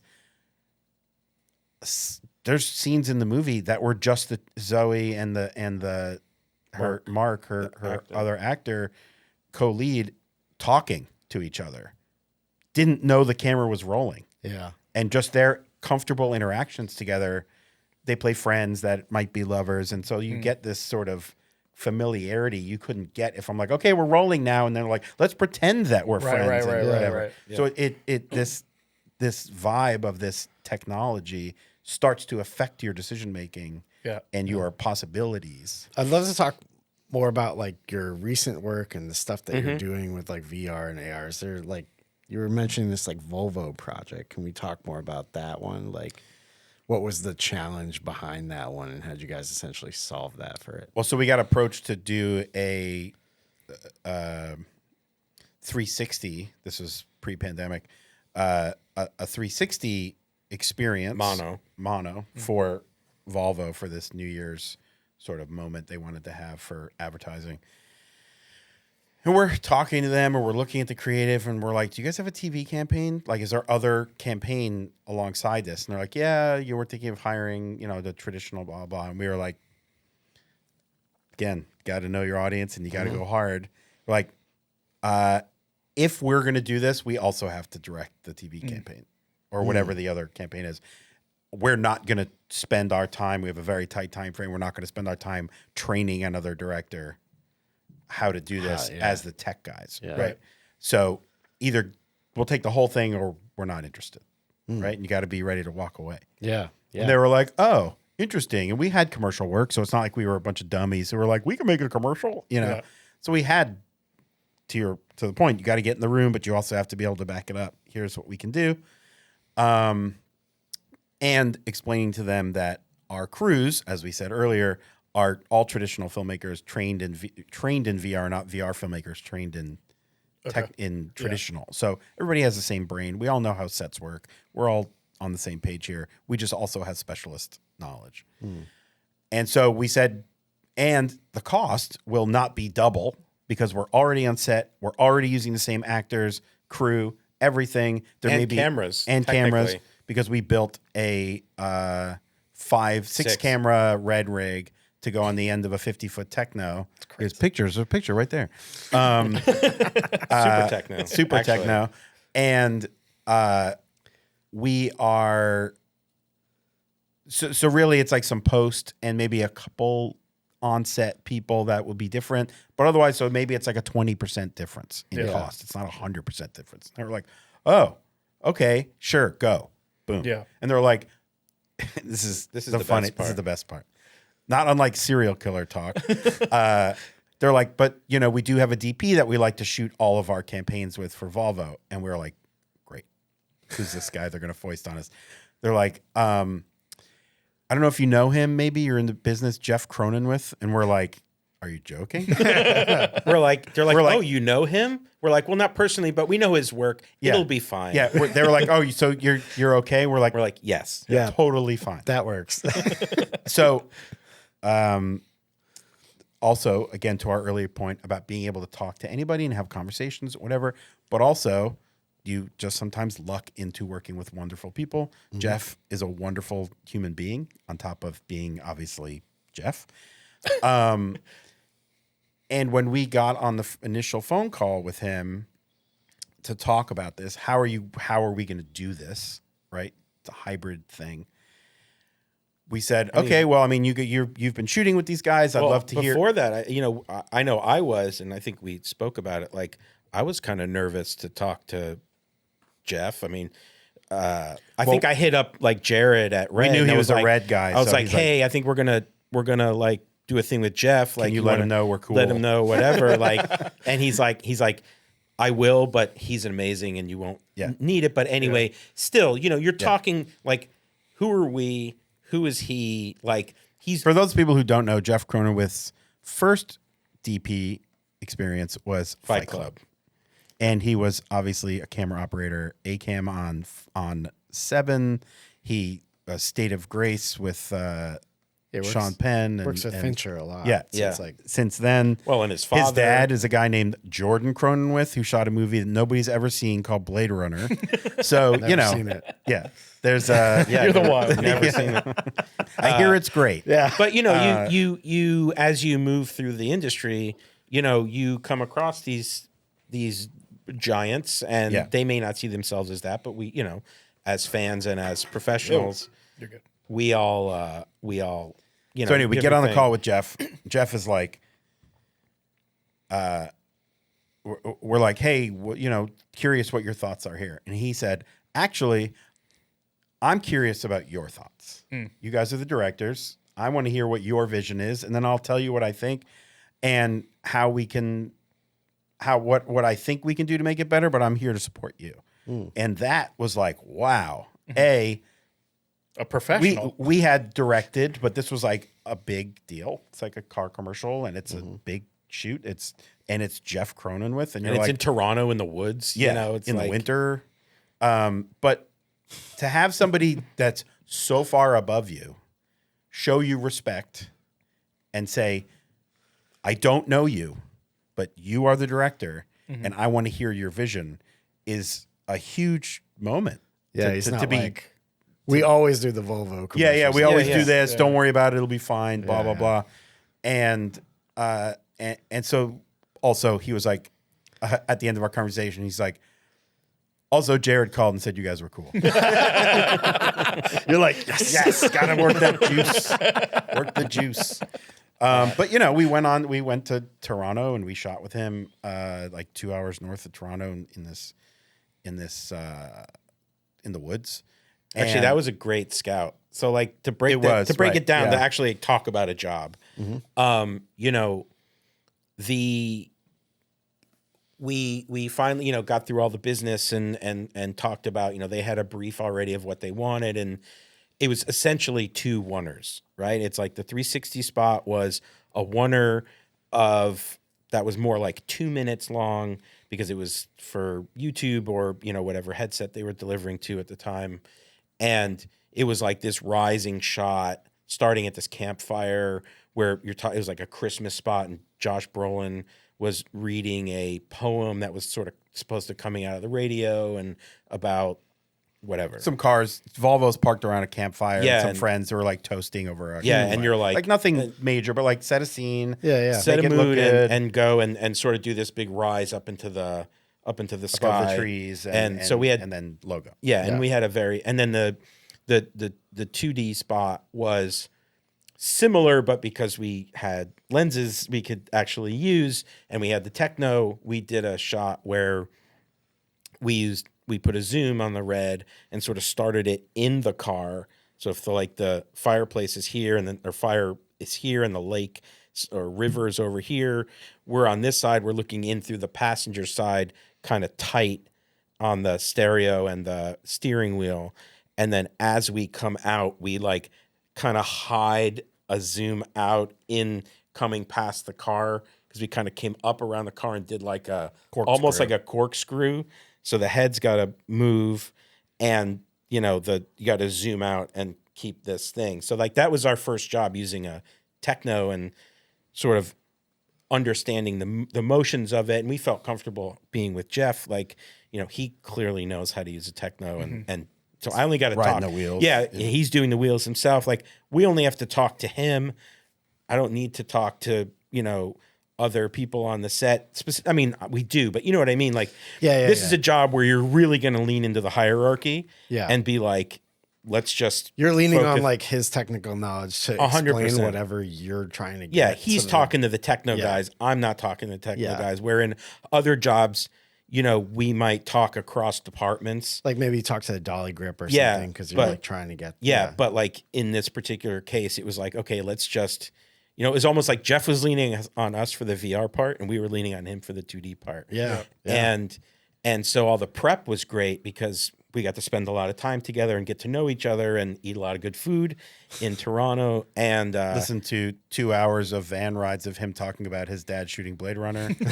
Yeah, like I should watch it. I mean, Nobody knows what it pretty is, good, but support Jeff. also, There's your podcast. he loved to talk about movies, which was great, and of course we're all like super encyclopedic nerds. Like, well, what about this one thing that happened for 2 seconds in a movie?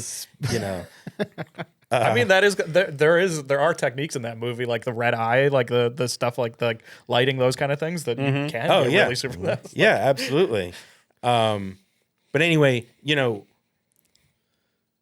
to that point, it was we were being obviously doing our work and being the directors, and we know how to do that, but really learning from watching how Jeff acted on set in terms of watching him work with the team and doing something at a scale we had not done at that point.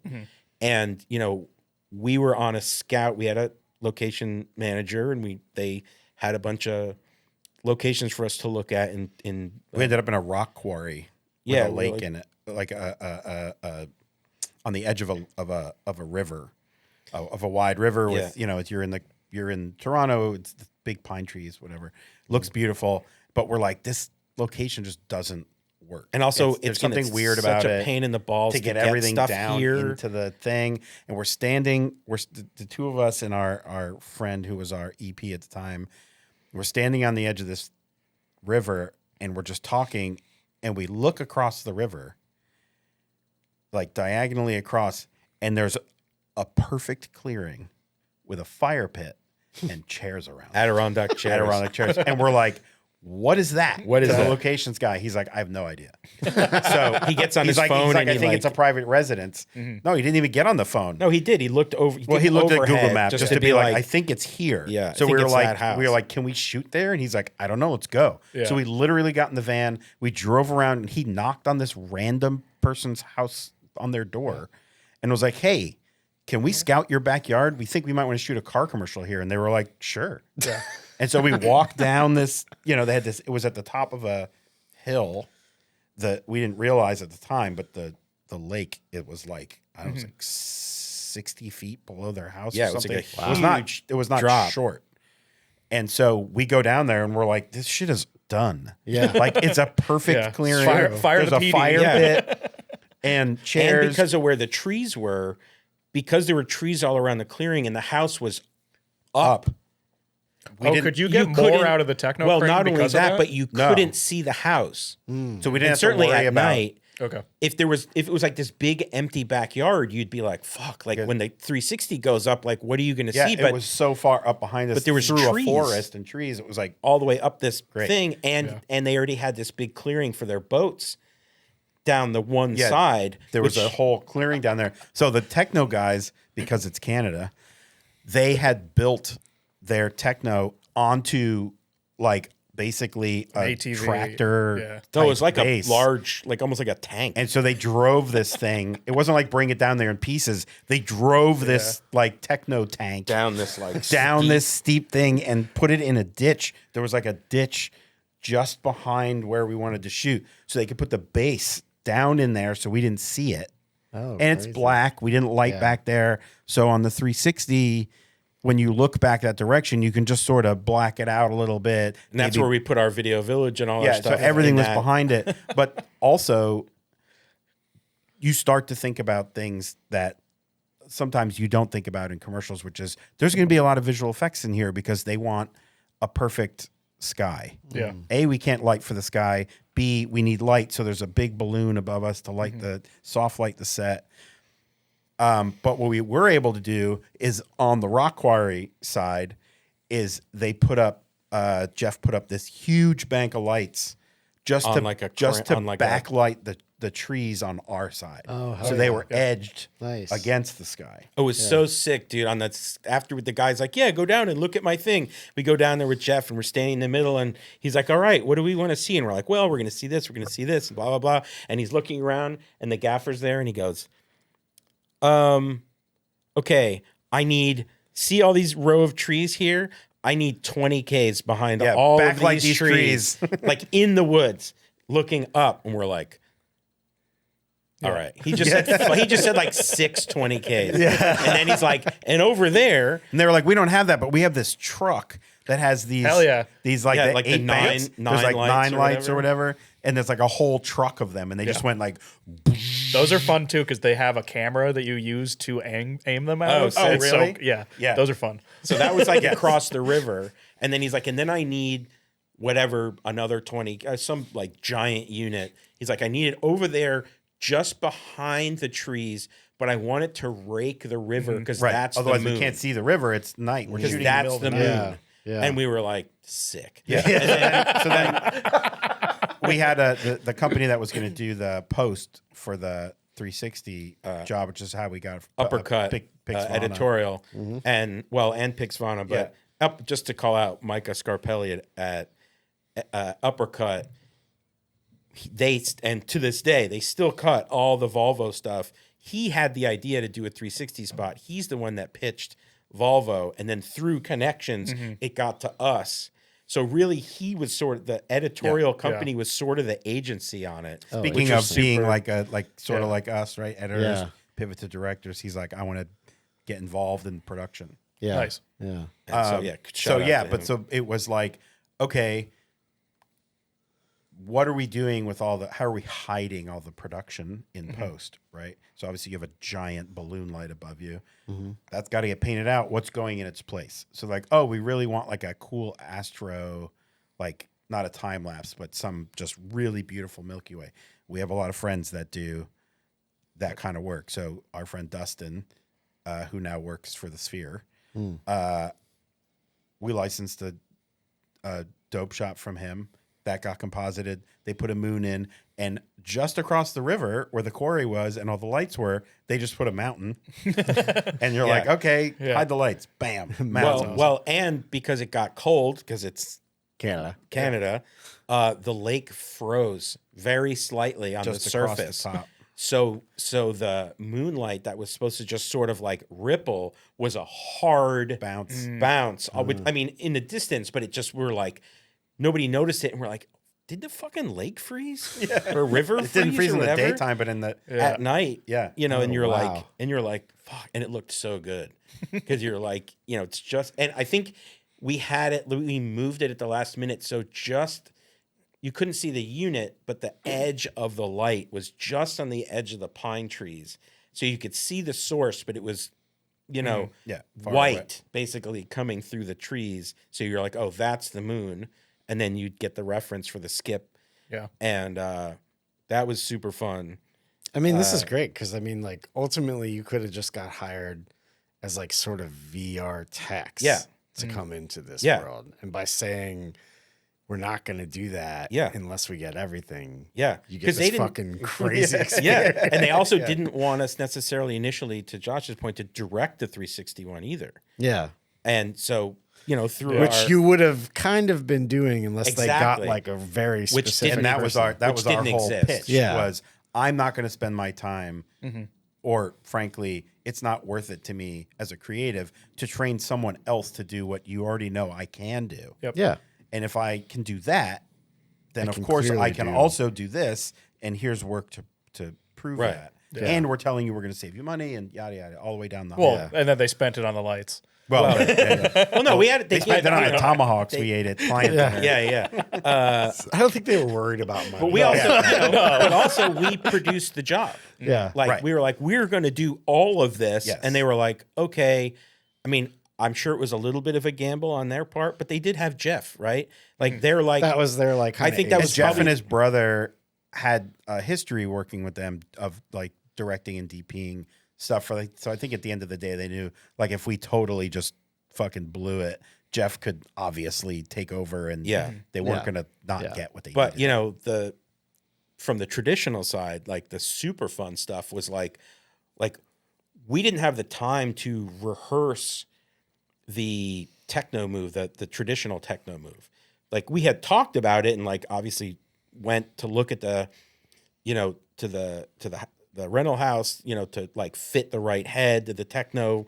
They had to, There's a picture of us right here. Yeah. With Jeff working Yeah. on the camera rig. they had to modify certain parts of the neck, Yeah. and we ended up just taking everything off Yeah, of no the front, head. no head at all, and just mounting our plates. plate that held the cameras like right to the thing because Yeah. all it needed to do was this. It just Yeah. needed to compensate You for don't the have rise. to. It could keep- only you don't have go- to keep No, the it access just had 'cause you're to. doing the It just had to 360 stay anyways. flat. It could do depending on. Yeah, it could only bend just enough. So then it was like, okay, we have to start it at a certain position so it can sort of stay flat And come and back. retract. Like it can only get so high and then it can retract. Because the gear, because there was no head, the gears for that one extension hit the front of the techno yeah, at a certain angle because it's not meant to do this. So we had to, because it had to do that to compensate for the thing, because you can't tilt it and it's a flat plate Yeah. of 6 cameras. That determined like, okay, we can only go this high. it's like 35 feet. So if we or can whatever. only go that high, but they're then- fish eyes, so yeah, Yeah, that's helps you. But also, we can only go that high, and like Josh said, we have an image of the thing you can use. Is we had 4 monstros around, one up, and one at an angle looking down instead of like this. instead of straight down at an angle, so that we did the calculations. Whoop. Oh god. man. Oh god. Oh god. We did the calculations to figure out that when the thing goes up at just this one angle, it could only do. We want to make sure we're keeping that hero shot Yeah. in the bulk of the lens, and we're not getting it all like down here. Yeah. Yeah. Right? Was it the single camera was a separate shot from the No, no, the well, 360? Or did well, you yeah, it use was- that one angle here? No, it was all of it No, stitched that was together. for stitching together to hold the looking down. Yeah, because otherwise the cameras that were in the cross, like your north, say They your only north see so camera, far down. As you go up, it only sees so far down. But you're also gonna have a hole that just keeps you'd end getting up with bigger at everybody in the bottom. shitty part of the lens and chromatic aberration, whatever. So you need a But hero that's shot. you guys knew that because you had done so many. Yeah, I VR mean, we had things done a bunch. before, Yeah, and we knew that like when we put that particular rig on a tripod, you can't. We know what that circle is. We know the dead zone on the floor, and in that specific case, we also know the parallax lines because we had to deal with parallax at that point. When you have 2 fisheyes or any 2 lenses overlapping, there's a parallax point There's a in the dead middle spot that up where to a certain distance. Yeah, so like you need if this is the parallax point, this point in the middle, the width of that point is how wide something can be that both things can see it. So if you get too close, you disappear, and we've you all end up seen in the seam, and we've all seen like Insta360 stuff where it's the side by side, where it's a great cameras and a great company, but you can't fix that Unless it's also why you don't see the pole. Exactly, Yeah. because the pole is in the thing. So it's like, because of that, we also have to know where things can get. So like also for framing, like, oh, we need to put the techno here so that everyone is really kind of encompassed in one of the lenses, and everything else can be VFX'd and stitched for whatever. But in the ultimate high tech shitty rigs of all time, Yes. as you can see in this picture, we had 6 red cameras bolted to this plate on a techno and all this shit. But the only way we could actually see it live was, we could see it. You know, we could had see all all the the fish SDIs eyes. going to our DITs and we could see them. But the only way to see it just as an image in a headset was we had these little, I don't know if anybody remembers, little Samsung Go. It looked like an eyeball. It was yeah. it was like this Yeah. big and it had a lens on either side. Yeah. And so we just put it on top of the entire rig. Oh, it so was that like we a- could yeah, so we a could separate- see that in a dead spot. so we could see the motion of the rig. And you'd have to put we had Samsung phones specifically for that. Yeah. And you would click it into Into the the headset. headset. So and you could so see we it. could watch it and it would be Right. super While low it res was because you're going. streaming Yeah. to the Yeah. phone from Yeah. the thing. Think of it as like it's like an EVF. yeah. It's like a 360. video tap on a That's 16. That's hilarious. funny. You have all these fucking high def. Yeah, things. You're like, exactly. wait. And the little egg. Yeah. Well, I thought you were going to point out to the other shitty rigs portion of it is we didn't want to put batteries on everything Oh, because yeah. A, for weight, and B, Well, just to get all the cameras to get the close. cameras close together, they're all butt Yeah. in, and so batteries don't work. So it's all wall power. So we have all the big red wall powers zip tied together under the rig. Yeah. at the under the Yeah. the front in of this the picture, techno. you can see a whole bunch of cables just like, so it's whoa, like whoa, whoa. It's like, hey, none of the cameras can see this. Yeah. Put it right there. Yeah. But once we shot that 360 part, we took the camera plate with all the cameras off, took one of the cameras put a off, Libra head on and and put just- that in. Because you're not renting more cameras, you have 6 Yeah. reds, so just take one of them, grab one, yeah. put it in the regular 2D thing. But if they did it the other way, they totally would have rented another Yeah. camera. Yeah, exactly. Yeah. We're going to need another camera. Yeah, we're like, well, we're gonna need time to. And again, speaking to, Well, somebody like, well, I want my 2D to be on an Alexa. Yeah. yeah, They won't I match. don't really want to use red. but for my also traditional because commercial. we make the rig, we as the directors can take that plate over to the side and be like, click, unhook, and do this, and Yeah. take this off, and be like, here, take this one, and you need this part, and it a lot of times we're a DP's worst nightmare because we know all the Right. Yeah. camera also stuff. the great and thing whatever, of but- owning red cameras when you have to do this is you also get the camera rental. Well, sure. And I will say for that one, because we had, everyone yeah. knows that Red did early versions of cameras that were like their beta ones, the Stormtrooper white ones. Our 2, I think they were heliums at the time, but they were both white.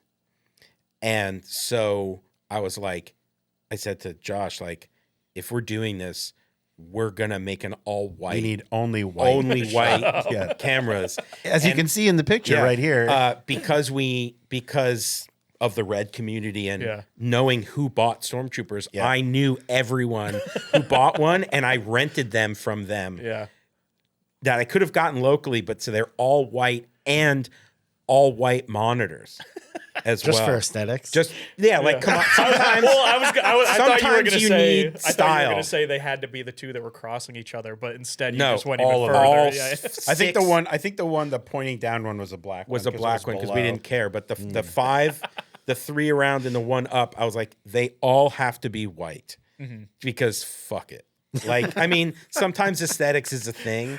You know what I mean? It's like, Hey. you got a spaghetti farm, you're not going to see the camera. Like, fine. I hate spaghetti farms myself. But, like,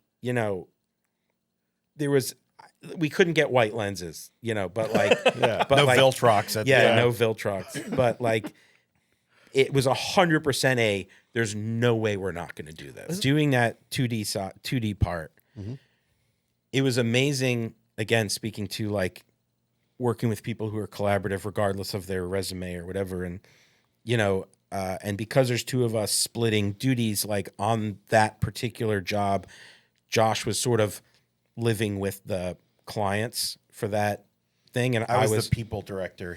I was the camera director. So he would come out and talk to the talent, do whatever. And I was with Jeff, and we were like working on the camera move and whatever. And, hearing Jeff talk to the techno dudes about what he wanted, when he wanted it, while he's doing the wheels. And then, so we did take one, we do it. And like, it was pretty good, but it's not going to be perfect. And, Jeff looked at me and he's like, all right, what'd you think? And I just looked at him and I go, I think you can do better. You know what I mean? Like half joking, but also that's the thing. And he's like, copy that. Let's fucking nail it. Yeah. And we did like 5, 6, 7 takes, whatever it was. And, you build that rapport and that creative communication so that when you do nail it, everybody knows you nailed it. Like everybody feels their little part in the thing. And, he would say to the guy, hey, boom, slightly slower. Hey, you retract the head. When I say this, start retracting. All the stuff we all do as you go through takes. You start to find those beats The rhythm of it. The rhythm and the delay and that kind of stuff, which I think, Josh and I are, between being musicians and also super ADD, one of our strong points is pattern recognition. And so like when I start seeing something over and over, I start to see those gaps and those things and go, oh, right. If this was a song, if you came in slightly earlier, you hit that cymbal slightly later, you do all that, you can see the math and sort of the map of it all lay out, which I think helps us as directors to feel that rhythm of that take, especially if it's a oneer.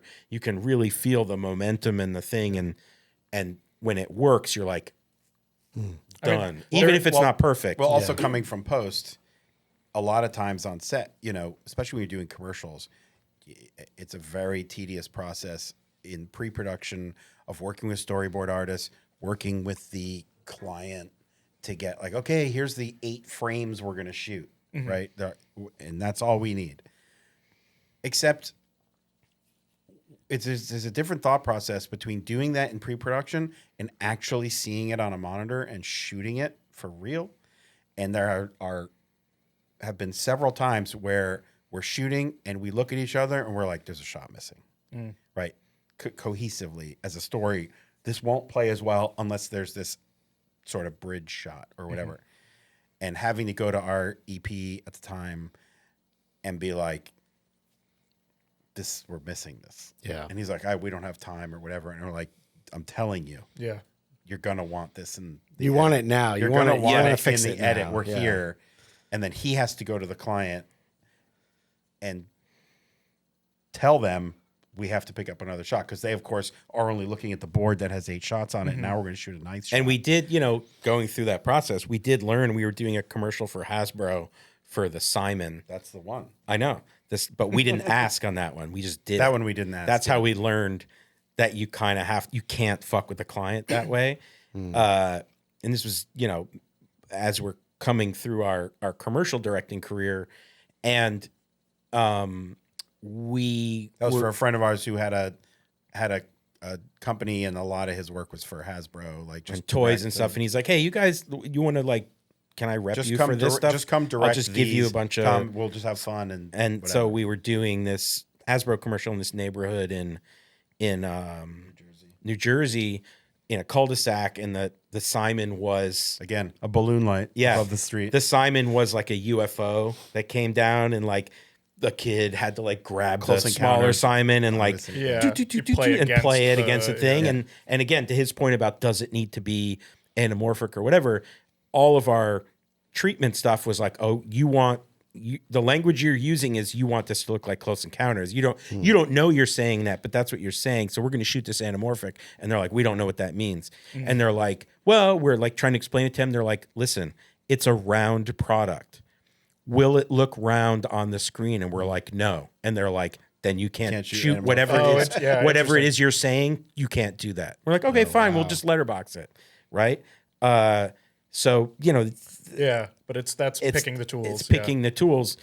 But we were doing this sequence where we're like in the house and the lights go out and the kid is like is watching TV, and we sort of, again, I remember this commercial using 1000%, using movie references, which we do often. We're like, this is Poltergeist, right? The kid's sitting in front of the TV.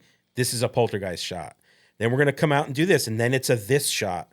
Because we're not ripping it off, but that's the comp, so everyone goes, got it. And if they don't get it, fine, we'll describe it. But so we, follow the kid out. We're like, you know what? We had talked about doing a bunch of stuff handheld, and this is the only thing that kind of saved us in, I would say, fucking up in throwing this extra shot in the sequence is we described the moments between these two storyboard beats as we're going to follow lead. So we see their face, and then we're going to follow behind as we get to this moment.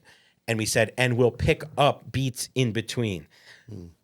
Amorphous He's supposed to see the language. girl who's across the street, and they're supposed to look at each other, and then he's supposed to go win the day to, for the girl. But we realized, like, We didn't have a shot of the girl. the way that but also the way our blocking ended up being on the day in the space and how far away she was. We're like, this doesn't connect. Yeah. We need to get up to her.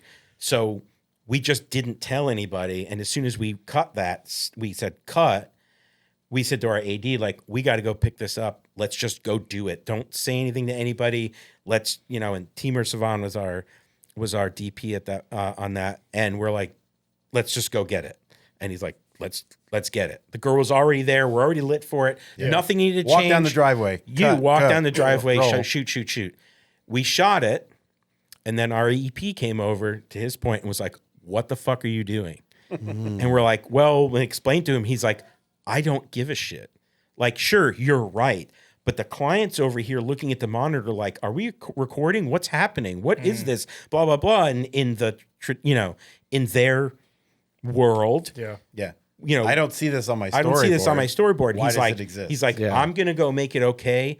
Never do that again. And we're like, oh, Okay. copy. Got it. Right. learning. Like, We'll I'm keep just, learning. yeah, Yeah. I'm just trying to solve the problem. Guess what? That shot's in the That shot is 100% in the edit. Yeah. Yeah. Because it was needed. Of course. Yeah. But, Yeah. but, it's the way it was. no disrespect Yeah. to the client is both our, It's the at the time hierarchy. it was our inexperience.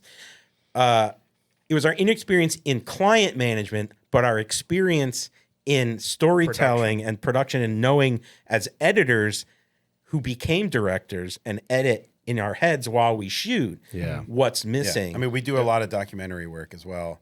And I feel I have a strength in that coming from editorial of being able to interview somebody and hear them talk and edit in my head the sound bites to be like, because, just like we're doing here, we're all rambling and whatever, mostly us rambling.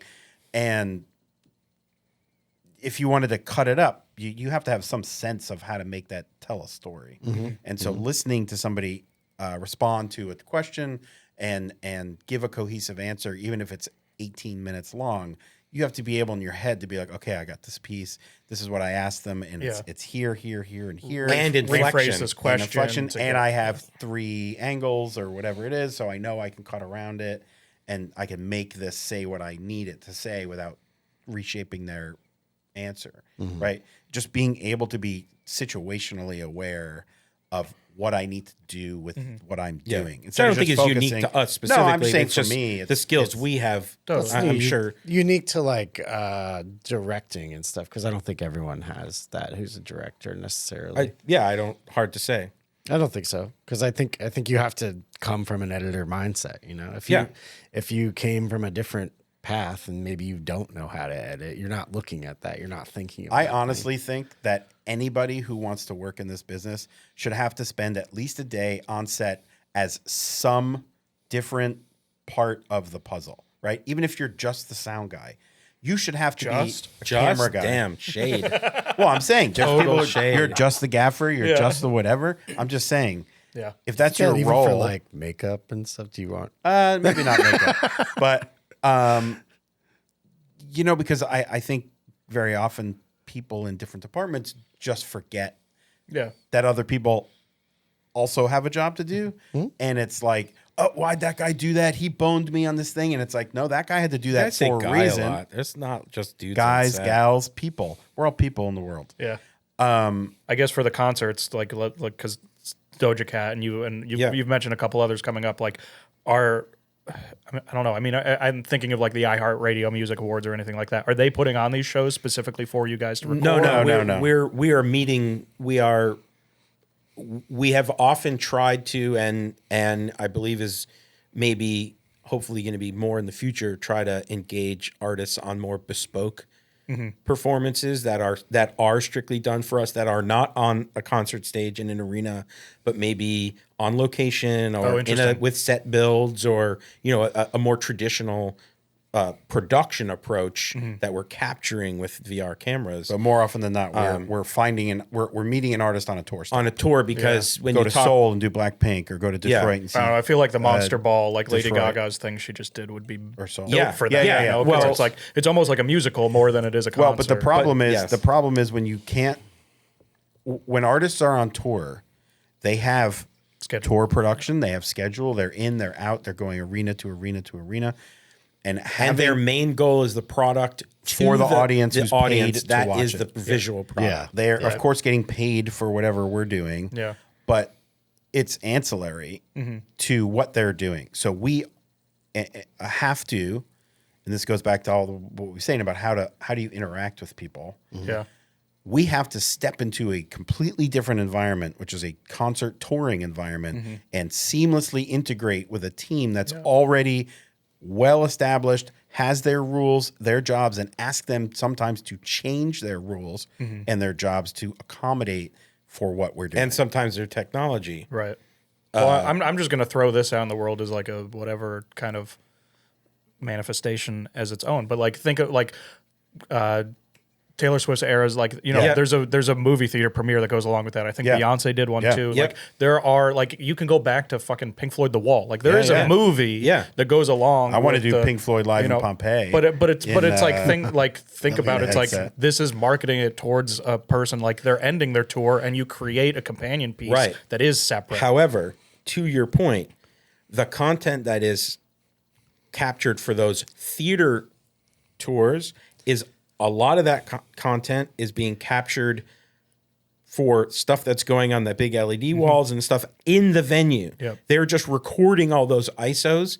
Plus, occasionally they'll bring out steady cams or special. Also, those are directly for the artist. Totally. What we're doing is separate. So it's a different, unfortunately for us, it is a slightly different manifestation of that. However, I guess this is airing in the future. We have done prior, and I'm not sure if it's out yet, a VR capture for an artist at the Beacon Theater here in New York. That artist is not on tour. It is a show that they are already putting on that we are capturing. So we have the opportunity to put cameras on the stage because it's and do things we can't do in an a arena. Yeah. So this is a theater, and I would argue that arenas and stadiums are very difficult to capture in VR because you need a lot more cameras, which is fine. That's solvable. Yeah, you got 17 of them. But but also you need. What if we need 18? Yeah, but you need to be able to represent the space properly because other than like remote panning heads or something, you can't move these cameras in the same way that you would.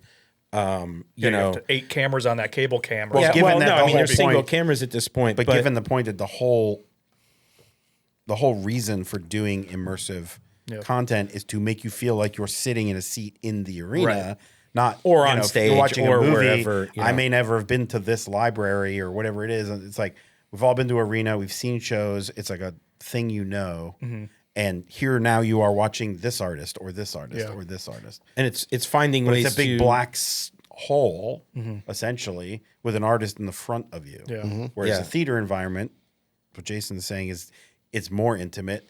We can actually see the environment. We can shoot from the drummer's perspective out, see the people, see the theater, and it gives you a more intimate space to live. You need to add in the couch that pushes you exactly. in the front of Yeah. But I mean, I think ultimately really like a bespoke performance that is designed and orchestrated and performed specifically for the headset that is the gold ring for all of these things. But we can get close, and a lot of it depends on the grace of the touring team, the ability for them to even change, if they wanted to. There's a million things. I think, as we've talked about, our background that's both musicians and technologists and creatives allows us to speak to a touring company very uniquely and understand what they need to do. We've been on tours of varying sizes with bands we've been in and what have you, and understanding the stresses they're going through, but also where someone's going to be, where a camera might be beneficial to not be in their point of view, but gets us what we want, but is out of the way of their cameras. Can we put something on top of their cameras potentially? Blah, blah, blah. So I'm assuming you guys are big fans of Eurovision. I've never watched Eurovision. Really? Yeah. That's wild to me because like in terms of like actual coordination and like what their camera people are doing, it's such a dance. Like look up some of the behind the scenes. Yeah, and you'll yeah. see the Steadicam guys on stage going around with it. Like they choreograph themselves into the numbers. Oh yeah, no, I mean I've seen Yeah. the BTS stuff. I've just Okay. not watched the I could just imagine it's like that's the kind of performance that is, almost dictating well, itself towards this. So in an arena, experience. we can't get on the stage, Right. right? Like we can get close, but we can't get on the stage. With this theater gig, we're actually going to do Steadicam. We are going to have a Blackmagic camera on a Steadicam moving, around and getting the shots that you want, right? We all know the shots. You know the shots. You look at a space, you know the shots. It's just, can you get them? And if you can't, how close can you get to them? Yeah. That's cool. Since you're in this space and you've been doing this for like 10 years in this space, you guys must, like, when anyone has a VR thing, do you just get called? Is this like another part of this? Sometimes. I mean, there is this sort of thing now, as there is and was a limited number of, I'll use the term egoless, qualified companies that sort of have the ability to do it in varying ways. There is this new prevailing logic that's sort of coming in, like, okay, now that there's enough technical people, because oftentimes we get looked at as just technical people because they just are like, well, we just need to solve a technical problem. We know there's production everywhere. And you're like, okay. But anyway, the production, like a high-end commercial production company is brought in to be like, well, they know how to do creative and beautiful production. We just need to insert this one person there to make sure that they know what they're doing, which sort of goes back to our conversation about the Volvo stuff. And that's fine because we're happy to be a part of a team. Like, it doesn't have to be us doing everything all the time. But to my earlier point of saying no, we have been brought jobs that were great opportunities that had money that we knew we could not execute at the level we wanted to because of limitations imposed by both the production company trying to bring us in and what we knew were going to be problems with the artist and timing and all this stuff, and respectfully would say, you know what? Can't do it. Sorry, we're not available for this. Yeah. It's not going to work in our schedule. Thank you so much. Sometimes that bears out, and you see the project and you hear it in the background. Oh yeah, it was a nightmare, and you're like, Yeah. that. Yeah. And sometimes it's great, and it goes off without a hitch, and you're like, oh, whatever. There's like a level. I mean, there's a good side and a bad side of like the barriers of entry going away. It's like you said, like you guys were Totally. able to get the Red camera because it was a lower cost, and that got you into this position. But it still requires the drive and the ability to step yourself up, because once everything does drop to a consumer level, like, yeah, I can go buy an Insta360 right now. Yeah. I'm not gonna go fucking record a concert and expect Right. it to be Yeah. bought and like put in this theater, Yeah. So there's still like a level of like, you have to be a professional, you have to know the stuff, you have to know everything to still make a good product. Well, You- the democratization of Capture. of media of our industry is great, right? Starting with like Vince LaFerre's 5D Mark II, Yeah. right? It's great. Everybody can now buy a camera they can make a movie with. It doesn't mean all that content's going to be good. right. Like everybody can buy a Red One. Now you're an owner operator. It doesn't mean you know what you're doing, right? You still have to. It's the same thing of having somebody introduce you. Oh, Bob said you're the guy for the job. I'm going to hire you, and you're like, great. You still have to perform. Yeah. So none of these things change. It gives more people access, which is great. Diversity of voices and different opinions and stories, all great. Sean Baker shot Tangerine on iPhones because he didn't have any money. Great. Use what you got. Do what you got to do. Danny Boyle shot 28 years later on iPhones because he had money. Yeah. But he wanted to make him look shitty like his mini TV ones when he didn't have money. I love the look of 28 years later. I don't give a shit about the iPhones. But anyway, you get what I'm saying. Totally. Yes. Yeah. But to the point of being like part of a team, back in the, we'll say, wave one pre-pandemic VR, we were brought in as VR camera supervisors for Doug Lyman's series Invisible, which was like a joint venture between Jaunt, which was another and ultimately failed camera and platform venture at the time. It's a great camera. It was a super fun camera, 24 lenses and a pumpkin. Stereo. Working on that with an incredible director who obviously, Doug Lyman knows what he wants. He's a super collaborative and fun guy, but he's the guy. Yeah. He has a very He's specific like, can style. I make this handheld? And we're like, no. No, but shoot it anyway, And he's amazing to work with. And I just went and on my own to Vancouver last year to VR supervise his piece Asteroid for the launch of the Samsung XR headset, which is a mixture of like motion capture, rendered CG stuff, and narrative story points with Haley Steinfeld and I always forget her name from Slumdog, the girl. I'll remember it. That's what IMDb is This for. is my weakest. I'll remember it in a part second. Anyway, she was amazing. But doing that using newer, higher technology, and also bringing to that stuff that extras that we now have. Like we do software development.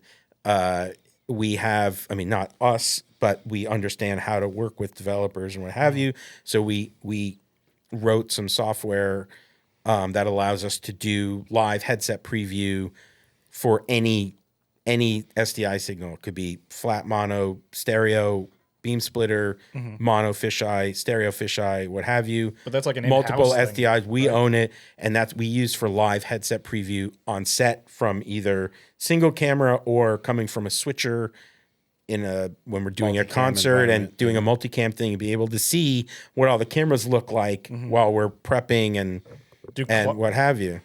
Sorry. Do clients take advantage of that, or is that just for you guys? No, we use it on set to obviously we want, if we're doing a concert, we have always say management, label, band, please come to Video Village. If you're interested, we can show you what every camera position is going to be like, because they're going to sign off on them ultimately. And if an artist is like, oh, that's too close, or I need it higher because I don't want someone looking up at my neck or whatever, we go, well, come look in the headset, and then because it's not a traditional view.